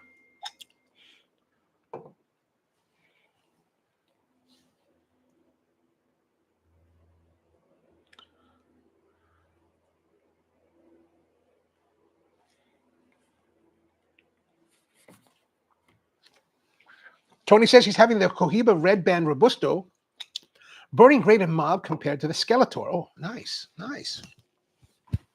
Yeah, this is actually really nice. Like, it's really enjoyable.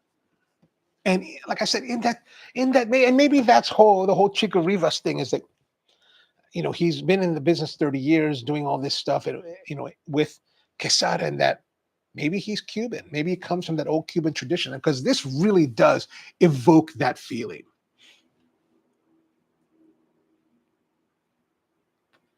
And Mom says, yes, they are. Okay, and that's what I thought.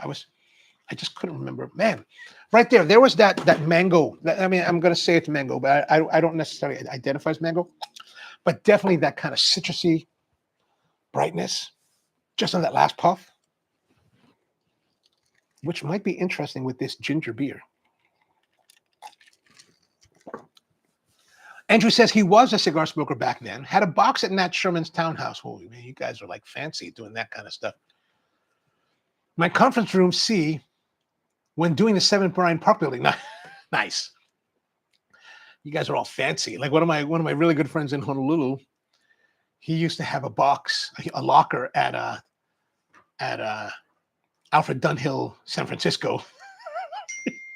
His locker was actually, he was next door neighbors, and his locker neighbors with Bill Cosby. He would see Bill every once in a while back in those days. And it was kind of funny because every once in a while he'd be like, I got to go to San Francisco to visit my cigars. God, dude. I want to have that.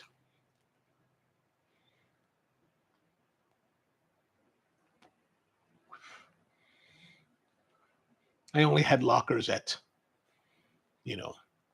regular people places.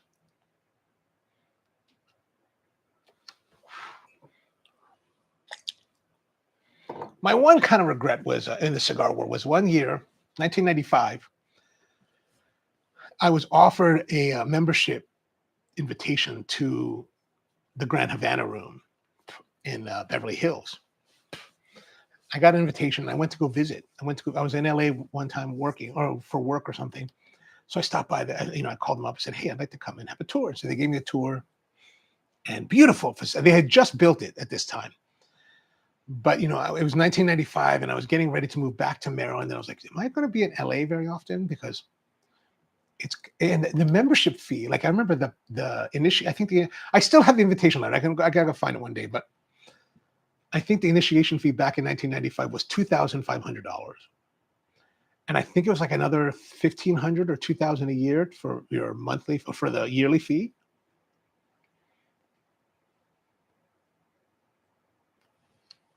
But I was thinking that I would not be in LA very often. So it's like, I didn't think it would be worth it. So I never exercised the invitation. There's always a part of me that's like, I wonder if I could I go to them today and be like, hey, I have my invitation. I would like to join now. $15,000. Oh, okay, maybe not. Maybe not.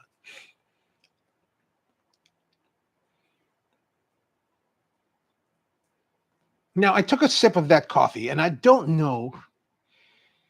The flavor kind of changed on the cigar, and I think that's because my reaction to my palate to the drink has kind of changed, because there's that ginger is starting to come through more, and I think that's starting to.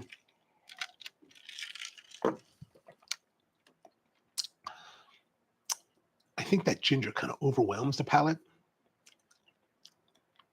I think.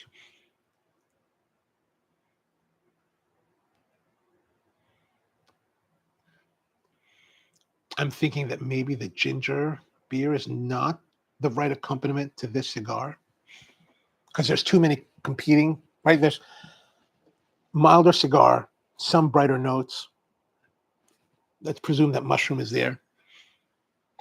And then you have that sharp ginger. I don't know if that goes well.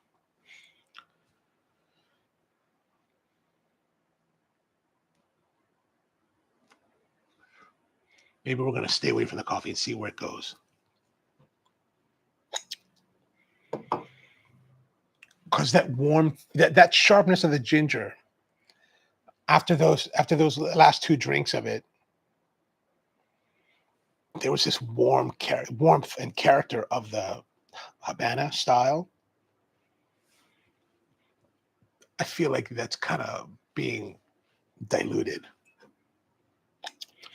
But back to what I was saying earlier. So I went to go see this movie, Project Hail Mary. Got there like 12:55. Walked into the theater like around almost 1:00. Still playing previews and advertisements. But can you believe that I'm spending, you're spending $15 or whatever it is to go see a movie, and you still got to watch ads. I was like, what the? That's some bullshit, right? But I was watching the time. The movie screening time is 12:40. The movie did not begin until 1:06. And I was like, it took 26 minutes. So, and this is what I would do at the Towson location of Cinemark. I knew at least 20 minutes. So there were times when I would leave my house at the start time of the movie because I was like, okay, I got 15 minutes to get there. And I can still get there, get my like popcorn and go in and be done. And here's the thing. So like if I go to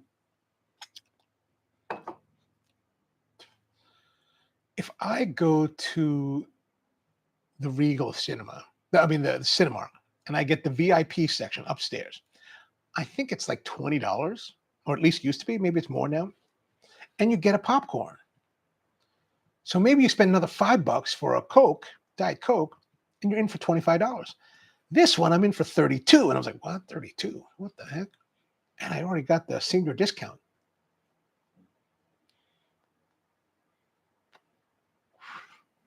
Andrew says Sherman's had a $3,000 fee. One worked down getting cigars. I always did. Oh, so the fee for the membership is $3,000, but that's all in spend. Is that correct? Am I understanding that correctly? Or you pay it up and then you just kind of buy cigars up to 3,000 in that?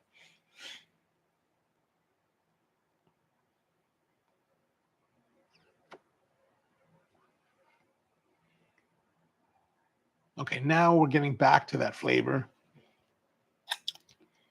I will now refrain from drinking the beverage. Because yeah, it really did lose it's a soft enough cigar that this is overpowering it. Yeah, but I saw this Project Hail Mary, and it's a story about sunspots, right? There's some kind of cell structure that comes from outer space that is attracted to the sun, and it actually will eat this. I think it eats the sun, so that in so many years the sun will die or something like that, or will reduce its energy, and that reduction of energy, of course, will destroy all life on the planet, or at least a significant portion. So they're able to isolate this cell structure, and they're able to scan the cosmos, and they see that this cell, organism, whatever it is, has infected the majority of solar systems in our quadrant. With the only star that hasn't been affected is Tau Ceti, which evidently they're able to harvest this cell and create some kind of energy fuel out of it, which means that they can build a spaceship that will journey to Tau Ceti and they can study what's going on. Why is Tau Ceti not dying? What is there that's preventing this from happening? So Ryan Gosling is one of the guys they send. And he gets to Tau Ceti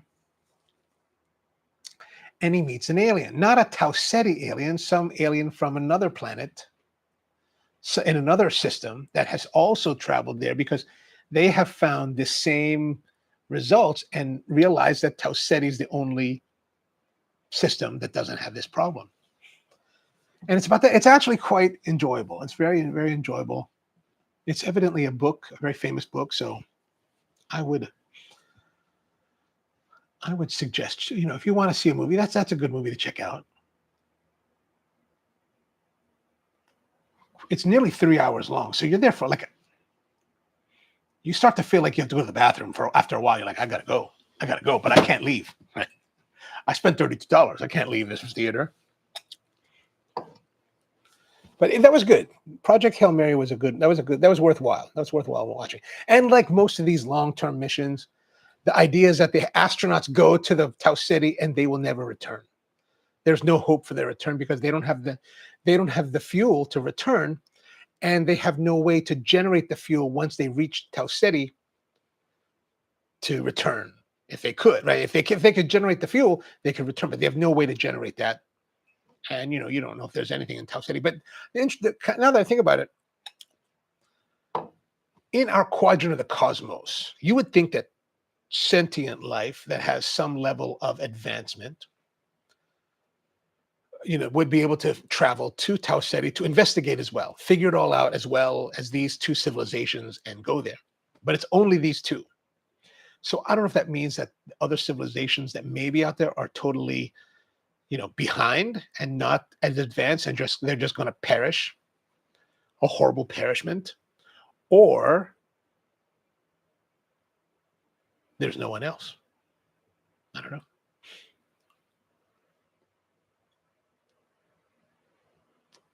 Sometimes I wonder, though, is it even possible, like in the vastness of the universe, like at SPRO, a lot of my my customers were scientists, people that worked at the STI, Space Telescope Institute. They were working on Hubble, and then they were working on the web. So they would come in, we'd talk, and I remember one time I was looking at the big deep space thing that had all the galaxies, and I was like, these are galaxies, right? So galaxies have multiple hundreds of thousands of stars, right?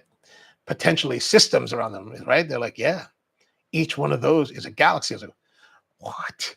I can't imagine that. But if we think about it, right? So we look at this vastness of the universe and think that, how can we be the only one? We can't be the only one. And I'm not one that thinks that we're the only sentient civilization to exist in the galaxy or in the universe. But if we imagine, like today, right now, we're humans on this planet. Planet's what, 4 or 5 billion years old? Human existence has only been 300,000 years. Let's say we last another 200,000 years as humans, humanity on Earth. That's a 500 million years. If other civilizations exist for 500 million years as well, how likely is that there to be overlap, right? In all the billions and billions of years that are going to exist, and all the potential civilizations that could exist within striking distance of each other, right? Especially that, let's say striking, like maybe in one of those far, far dim galaxies in that deep space picture, there's another civilization progressing the same as ours, technology-wise. How would we ever get there? How would they ever get here? It seems impossible. And then, if you're only, let's say 400, let's say 500 million years, how many of those will overlap, right? And the development of the people through that and technology through those 500 million years, how will they overlap, right? Can they even overlap? I mean, how's that possible? I don't know. It's very... When I want to sit around and have my head hurt, that's what I think about.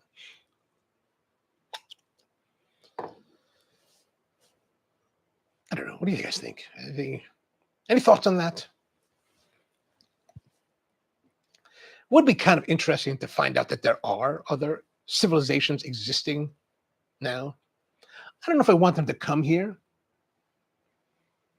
right? Because, if a civilization can arrive at our planet, we can't do that. We can barely get to the moon. And the moon is just next door. Like, if a civilization can come here under their own will and power, we could be in deep trouble, like deep, deep, deep trouble. Like,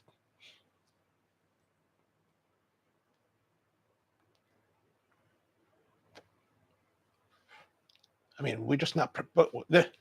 How would you repel? Like, let's say that they were not benevolent people or beings, right?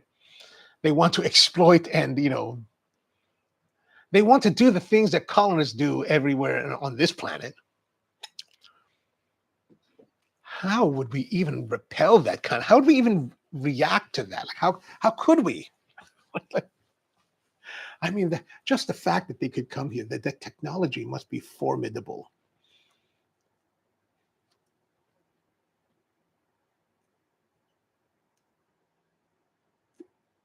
Perhaps it's better if we're just the only civilization in the universe at the moment.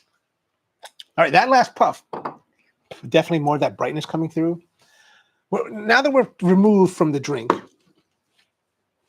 really nice character, really nice, a little bit of brightness, fresh, good flavor, good body. Okay, I'm now almost through the second third. Let me go through the first third. I'm going to say the flavor 8.5, very nice. Body is kind of on the lighter side, but man, I'm going to say 8.5 as well.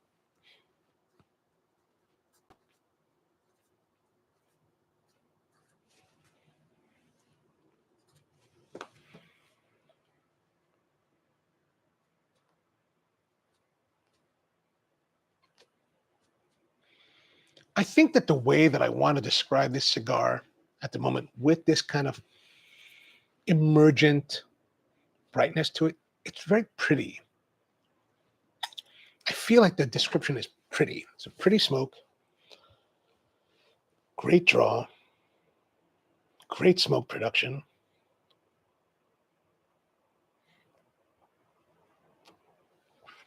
Brian's asking, is a score going to reflect the power drill? And would you buy? I mean, for the Alec Bradley, I mean, it's a did not finish. So I mean, there's no real score to be given. I mean,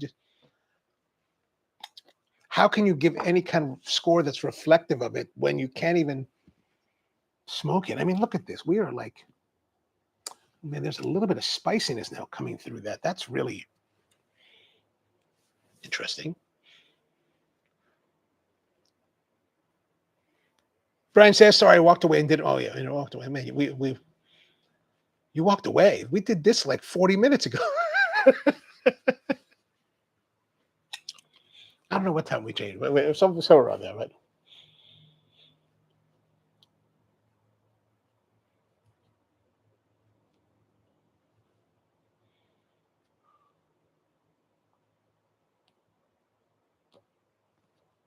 Yeah, definitely. There's a more pronounced like brightness to it. Maybe that fruit brightness. So in that respect, it's getting more interesting. That complexity is a little bit compounding, maybe the way to describe it.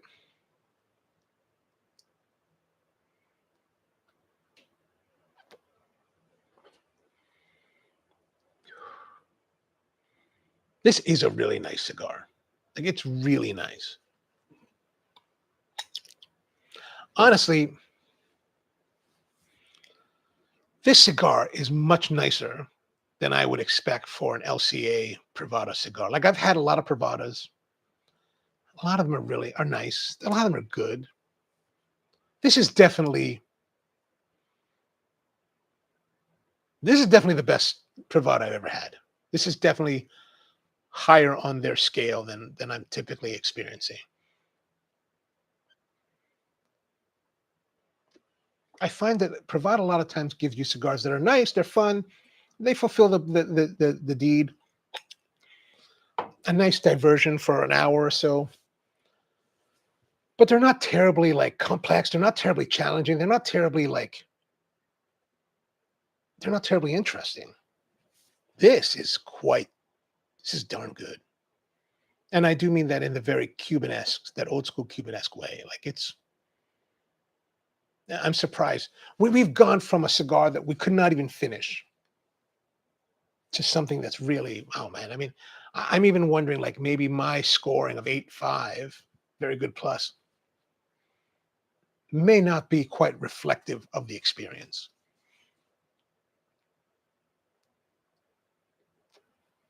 Tony says that we've been doing LCA vintage things at my shop since December, and there have been some that in there that were spectacular. Oh man.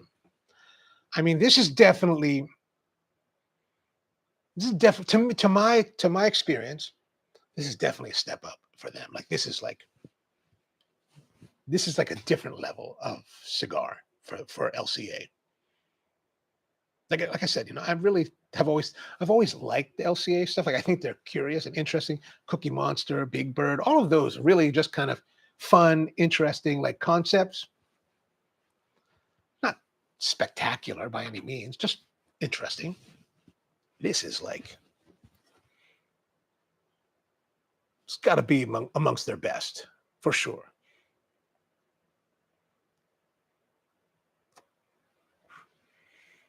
Brian says, I think I like that we're using term brightness. So maybe in the future, we should start reviewing cigars based on lumens. Oh, rating cigars. If that's stupid, just ignore the idea. All right. Yes, it is.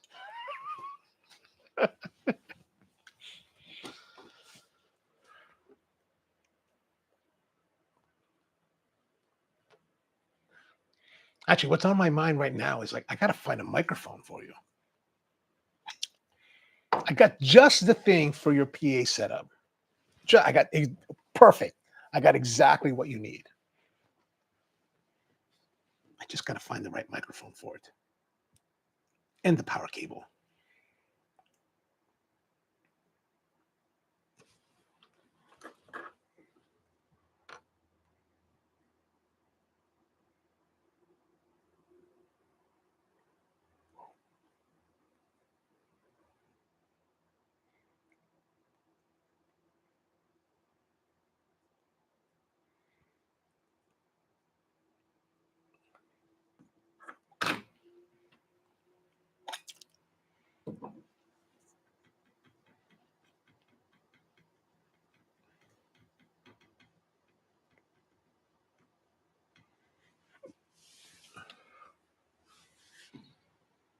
George says that I totally agree with you. Some of the LCF has been amazing, especially for the price. Yeah, I mean, if this particular cigar is indicative of where they're planning to go with a bunch of their cigar part of their lines, wow, I'm very interested to see more. And Brian says, yes, I can't have 8-year-old sisters trying to talk over. Yeah, you can't have that. Can't have that. Oh, is that the one that's in Parkton this weekend? Oh, I'm sorry, I'm going to be away, but I might not be away. Who knows, man? I mean, it all depends on how I feel at 6 a.m.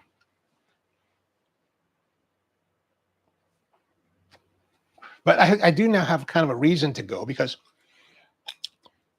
whenever I'm in Colombia, sometimes I'll go to the Habitat for Humanity restore. And every once in a while, you go to these restores and they got something really interesting. Like this one restore, man, they've got like, I was there a couple weeks ago and they had some furniture that was just like dope. Like I remember seeing some of these pieces and I was like, man, if only I was opening a new coffee place, I would love to buy some of these pieces because it would be amazing to have. But I usually go for the tools. And today, somebody in the last week or so must have like decided to get rid of their old tools. And I got a couple of really nice pieces for super, super cheap. One of them was this.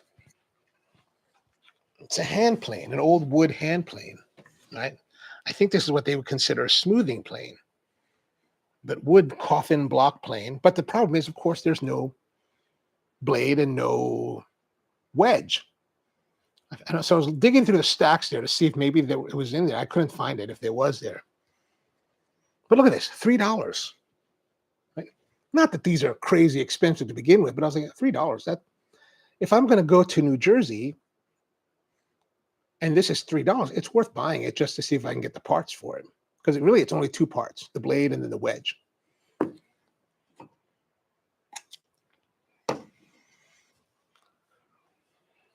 This brightness in this cigar is really quite fresh and interesting. Yes, parked in, but we're sold out. Oh, nice, nice. Awesome, that's awesome.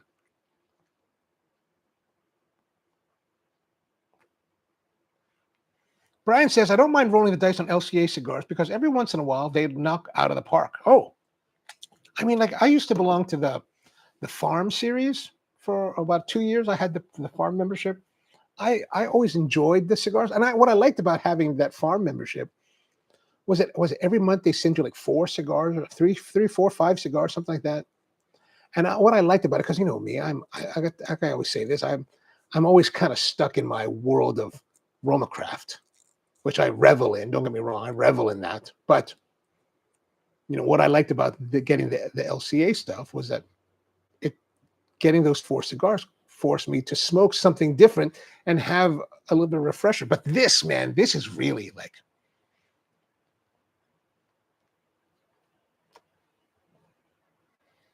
this is really great.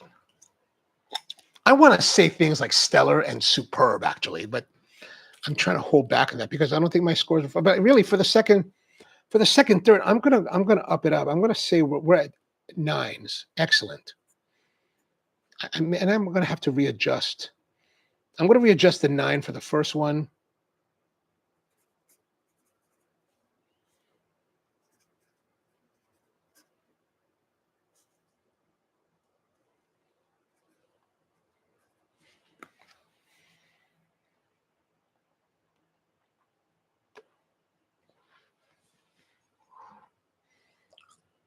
Because this is really,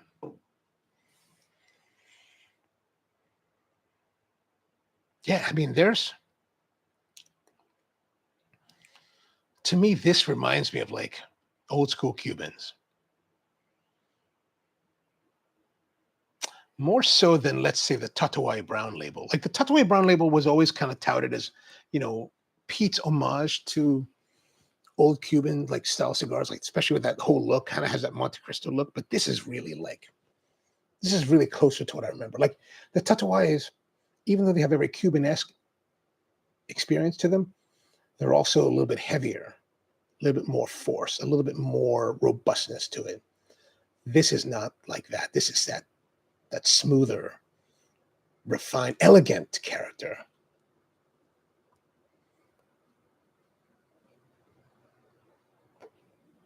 And I'll be honest, I feel,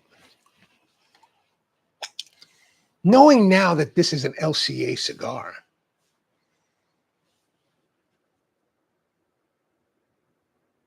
I feel that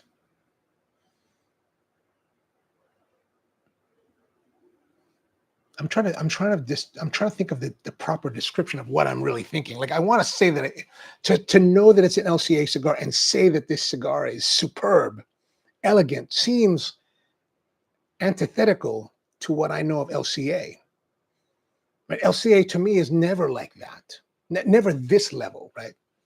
But this is really, really different. I mean, I get it makes, and if we think about it, it makes sense because you know LCA has been around for a while now, so it would ideally you would reach a level of maturity and higher level of existence, and this is definitely the embodiment of that.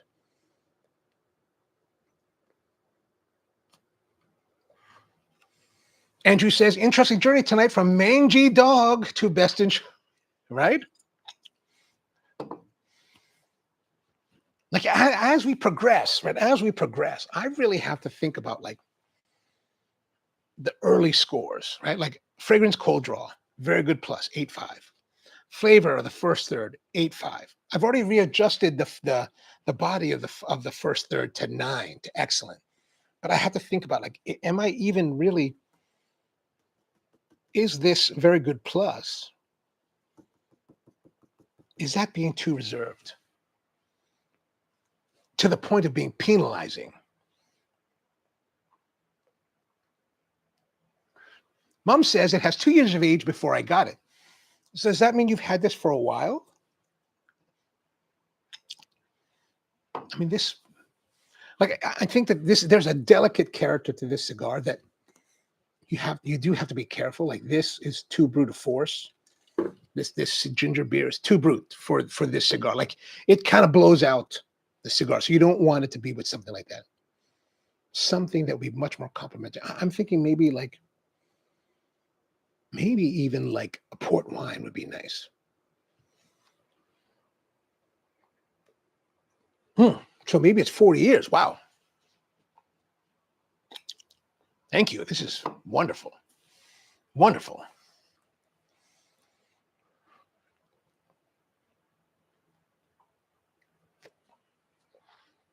This has taken us in a direction that I was totally not expecting us to go. You know, to me, like I said, the other cigars that we've had from LCA, the Big Bird, the Cookie Monster, things like that, they're perfectly pleasant cigars. The bands, the idea of them, gimmicky. So at first I was thinking, like, okay, if this is LCA with this watch band, gimmicky, right? Now we know that Patek, so Patek Philippe, just kind of evoking this, but really, if Patek Philippe is here in the scale of watches, this is definitely an apropos description for this cigar, or a name for the nomenclature for the cigar. Tony says, I'll see if we can get those for our next LCA vintage bite. Man, Tony, if you get these, I will definitely get some from you. This is definitely worth seeking out again.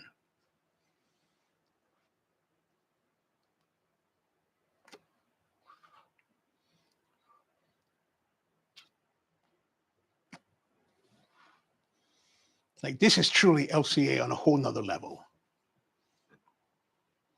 Now, this last puff, and maybe because I'm going a little bit harder on it now, maybe I'm going to put it down for a few moments. I feel like that last puff, the intensity of the brightness of that citrusiness has increased dramatically, like to the point where it's almost sharper. But I think that's more because I'm like pulling on it harder. So let's put it down for a moment. It's $14. $14. Man. Almost as pricey as the Alec Bradley Gatekeeper, but superb. Superb. I want to pick it up. I'm going to have water.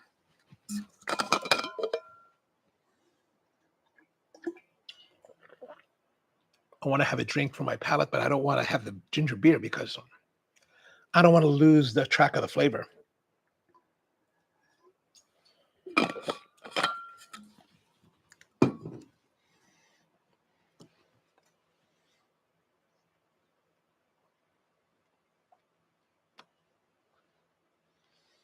And I just thought this might be a filler cigar for tonight.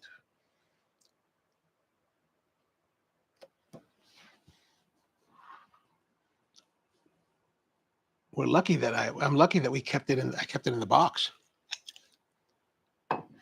Yeah, I think I'm pulling on a little bit too hard because I'm getting a little bit of sharpness now. So let me just hold back on it for a few minutes.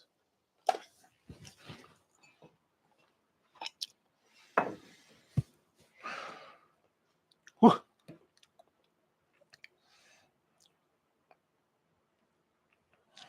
Like, if I was thinking about some of our greatest cigars here on the show, Mirfil Mayer, My Father 20th,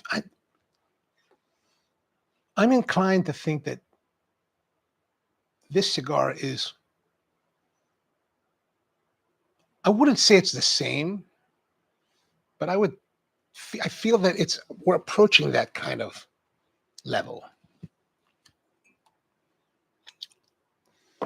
George says that some of the LCA exclusives where Tony works have 8+ years of age. Wow, 8+ years. That's amazing.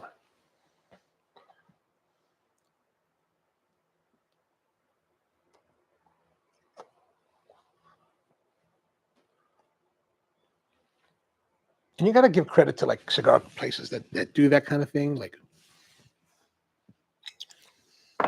if you're making a cigar and you're going to hold it for X amount of years, whether it's 2 years, 8 years, longer, there's a real cost to that, right? That group batch of cigars is taking up a bunch of space in that escaparate, the humidor room where they keep the cabinet bundles of cigars. There's a real cost to maintaining that and to keep it for such a long time. There's cost, and I can totally see that. And it's this 2 years and then 2 more years with Mum, man, really beautiful.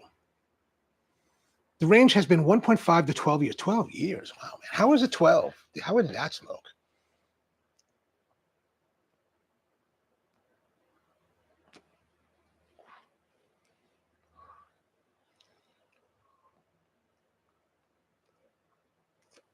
Like when I go to Widmer's Tobacco outside of Philly, they're also a big LCA dealer. I'll buy some LCAs there just because I'm curious about them, because they have, like I said, they have interesting themes to them. So I'm kind of curious just to see what they might be like. And that's typically where I've gotten quite a few of them. But yeah, really, this cigar is not those. Tony says, and right now, they're still part of the buy 4, get 5th one free. Oh my. Mom says, let me know when you want to order. All right. I could use a couple more of these.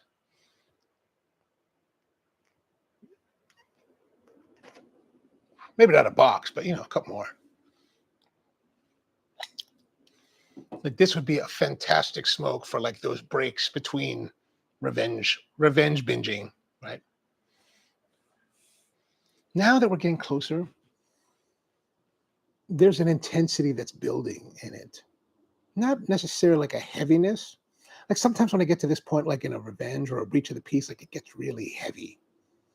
There's a heaviness to this, but it's not too weighty. But there's an intensity. Intensity. It really is intensity than weightiness. There's an intensity building now. Tony says all price at $12.99. Oh, $12.99. That's not bad. I mean, we're at a point now in cigar world where I think we just have to reconcile the fact that, $13 is the new $7. I mean, we came from an era where cigars were $2, $3. Like $5 for a Partagas number 10 was like a lot of money. Like, whoa, that's a lot of money.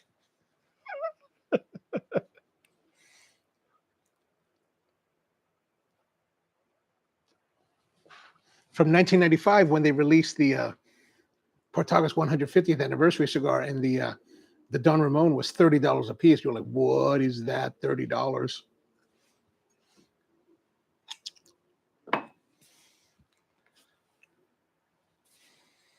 Mom says, I think Tony should have some. Okay, excellent. Mom, I'll have to boss my check on them tomorrow to see if we can get them on our next order. Oh, nice. All right, excellent.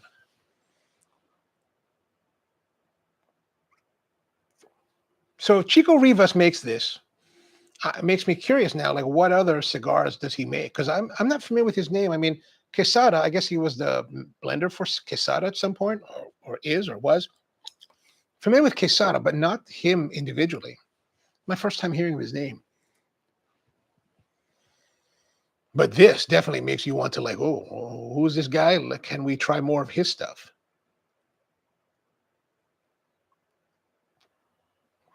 Especially in this era of like Nicaraguans, where that are very forceful, very bold, very distinct. This is very different than that.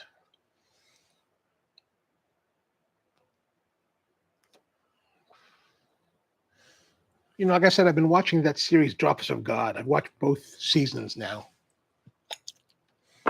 And it's interesting to watch those shows because, you know, as they drink wine in that series, they talk about it, they describe it. And it's like, so there's a lot of parallels to my mind for the coffee world, but it also makes me think that, man, maybe I'm not deep enough, right? I need to maybe get deeper.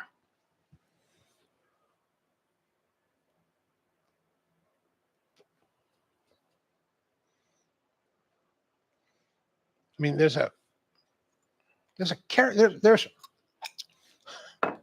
maybe this thought that I just shared with you there is like the cigar, this Chico Rivas cigar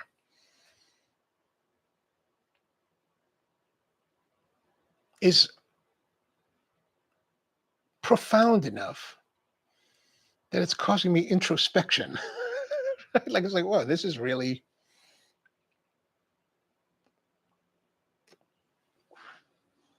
different.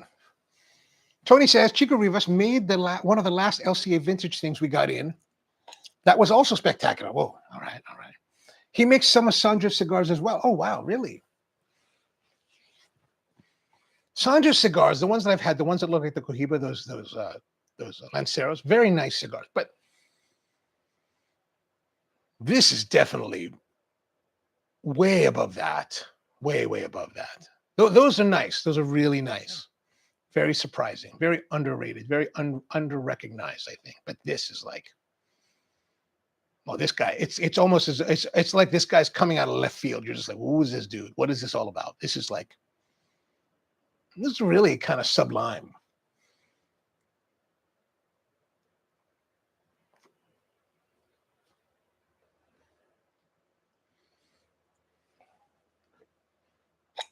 This wouldn't be, though, a cigar that I'd want to have, like the Mirfeld Mares, like the 20th anniversary, my father's. This cigar would not be one that I'd want to have all the time. This is like a punctuation cigar, a cigar to mark a moment.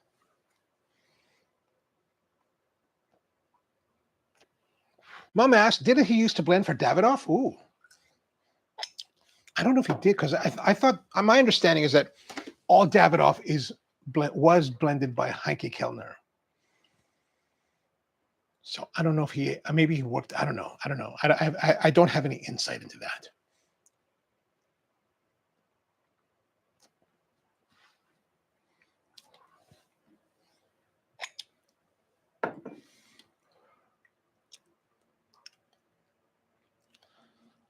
Yeah, I would definitely say that this is a cigar for introspection.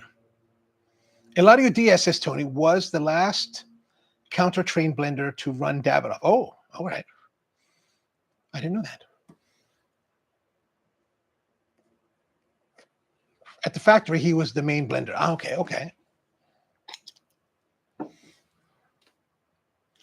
Definitely, as we get closer to the end of the cigar, there's an intensity building. Not a heavy, like I said, not a heaviness, but intensity. Like when I get to this point with like the Revenge, like it's like almost I want to retreat because it's getting so forceful. It's so heavy. It's so like deep and dark on you. This is like there's intensity to this, but it's like an intense brightness. Tony says he now also has he has also now also left and has his own factory, Diaz Cabrera Cigars, in the Dominican. Okay, gotcha. Diaz Cabrera. Oh, Diaz Cabrera.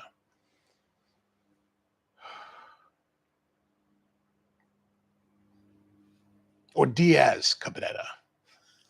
I'm going to say Eladio Diaz. It must be Diaz rather than Diaz Days.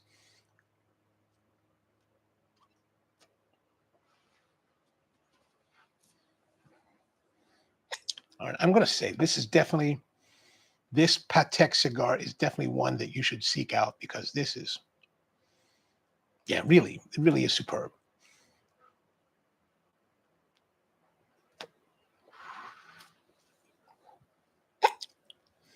And I think that our scoring for the last the second third of double nines for the flavor in the body. I think that's going to hold for this.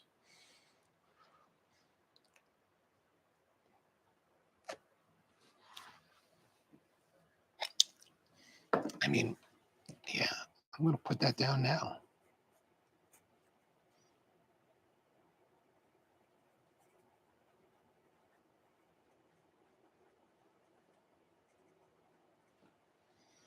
Burn and draw have been, I mean, God, there's been no issues. I'm going to give it a 9.5, which is very high. Consistency, I'm going to give it a 9. Overall, I'm going to give it a 9 as well.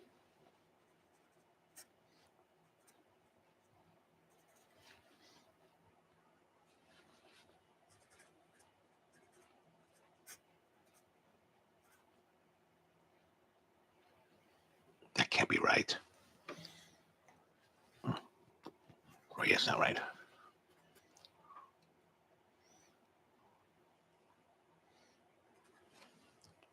No, that can't be right.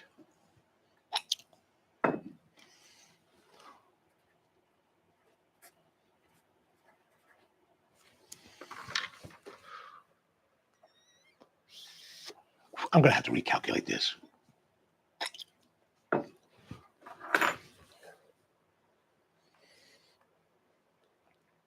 I think I'm making a mistake somewhere here. 8.5 plus 8.5 plus 9 plus 18 plus 18 plus 18.5 plus 9. Is that right? 8.5 plus 8.5 plus 9 plus 18 plus 18 plus 18.5 plus 9. Okay. That makes more sense. Well, actually, that seems kind of low, but that does seem correct. Actually, I'm a little bit disappointed. So you see, it's Cuban. Like I think it's very old school Cuban, like 90s era Cuban-esque. Mom says that's supposed to be especially man. Yeah. Hell yeah. Now, my total scoring for this is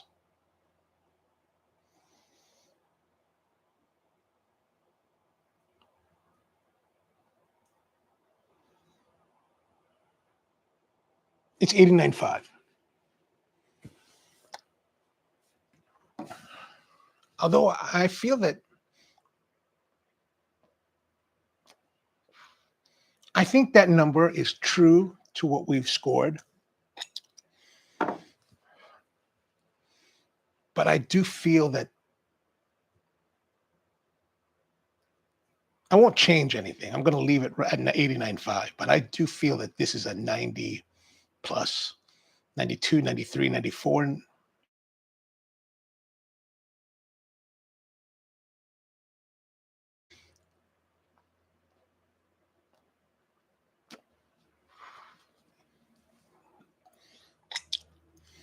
Very, very old school Cuban-esque. Very, very much so like that.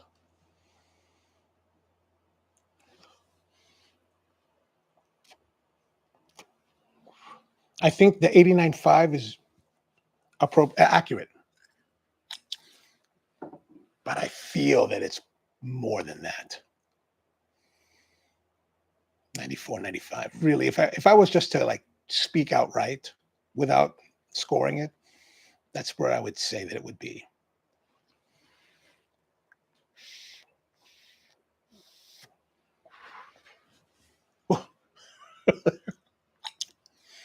Crazy.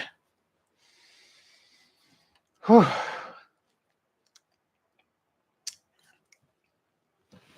I need another drink.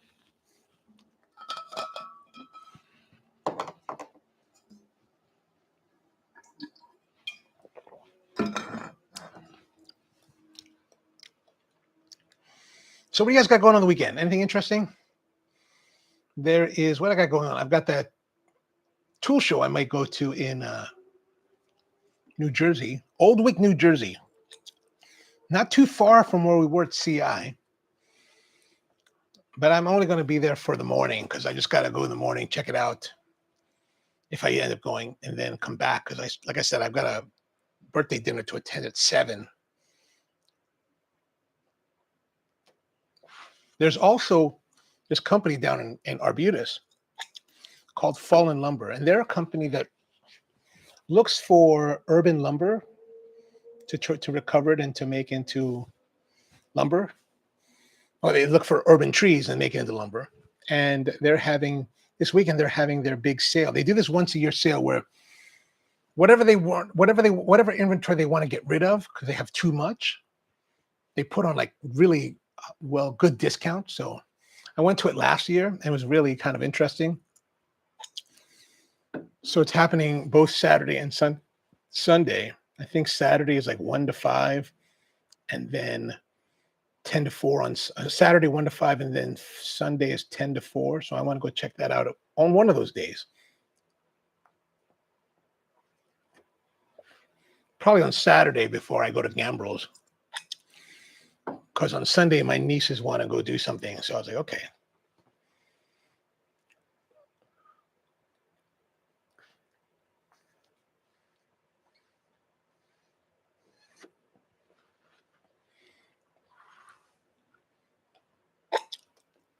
Yeah, we're finishing now. There's definitely intensity of flavor. There's a concentration of the brightness.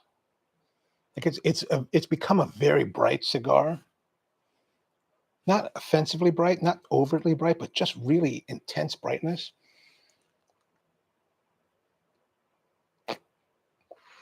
Oof. Man. The surprise of the year, I think, is this one. Like you smoke cigars like that are celebrated, like the 20th anniversary, my father, or the Mirfil May, or some of the other ones we've had, and they're celebrated, so you're expecting them to be something special. This, wow, out of left field, totally out of left field.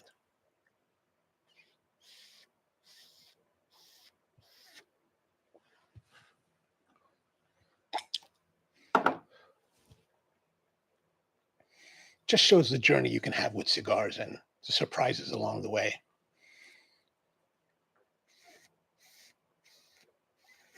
All right, that's probably, well, one more puff. It's not quite burning my fingers yet. I want to suck all the marrow out of this one. It's like,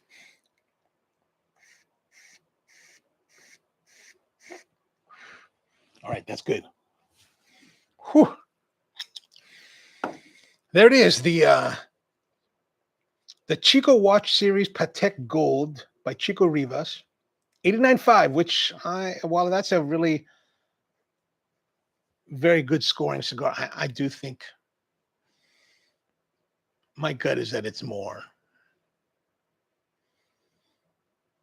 Perhaps if we had been in a different frame, the scores would have been different.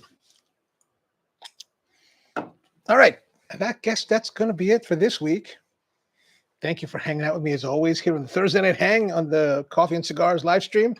We'll be back again next week. I don't know what the cigar for next week is going to be yet, but we'll find something interesting, hopefully. I don't know if we'll get to something like this, but certainly something else to try. But as always, I always appreciate you guys hanging out with me here on Thursday nights. Back again next week at 8 p.m. Mommy, you two have a great night. To all of you, Tony, Brian, but everybody, have a great one. And see you next time.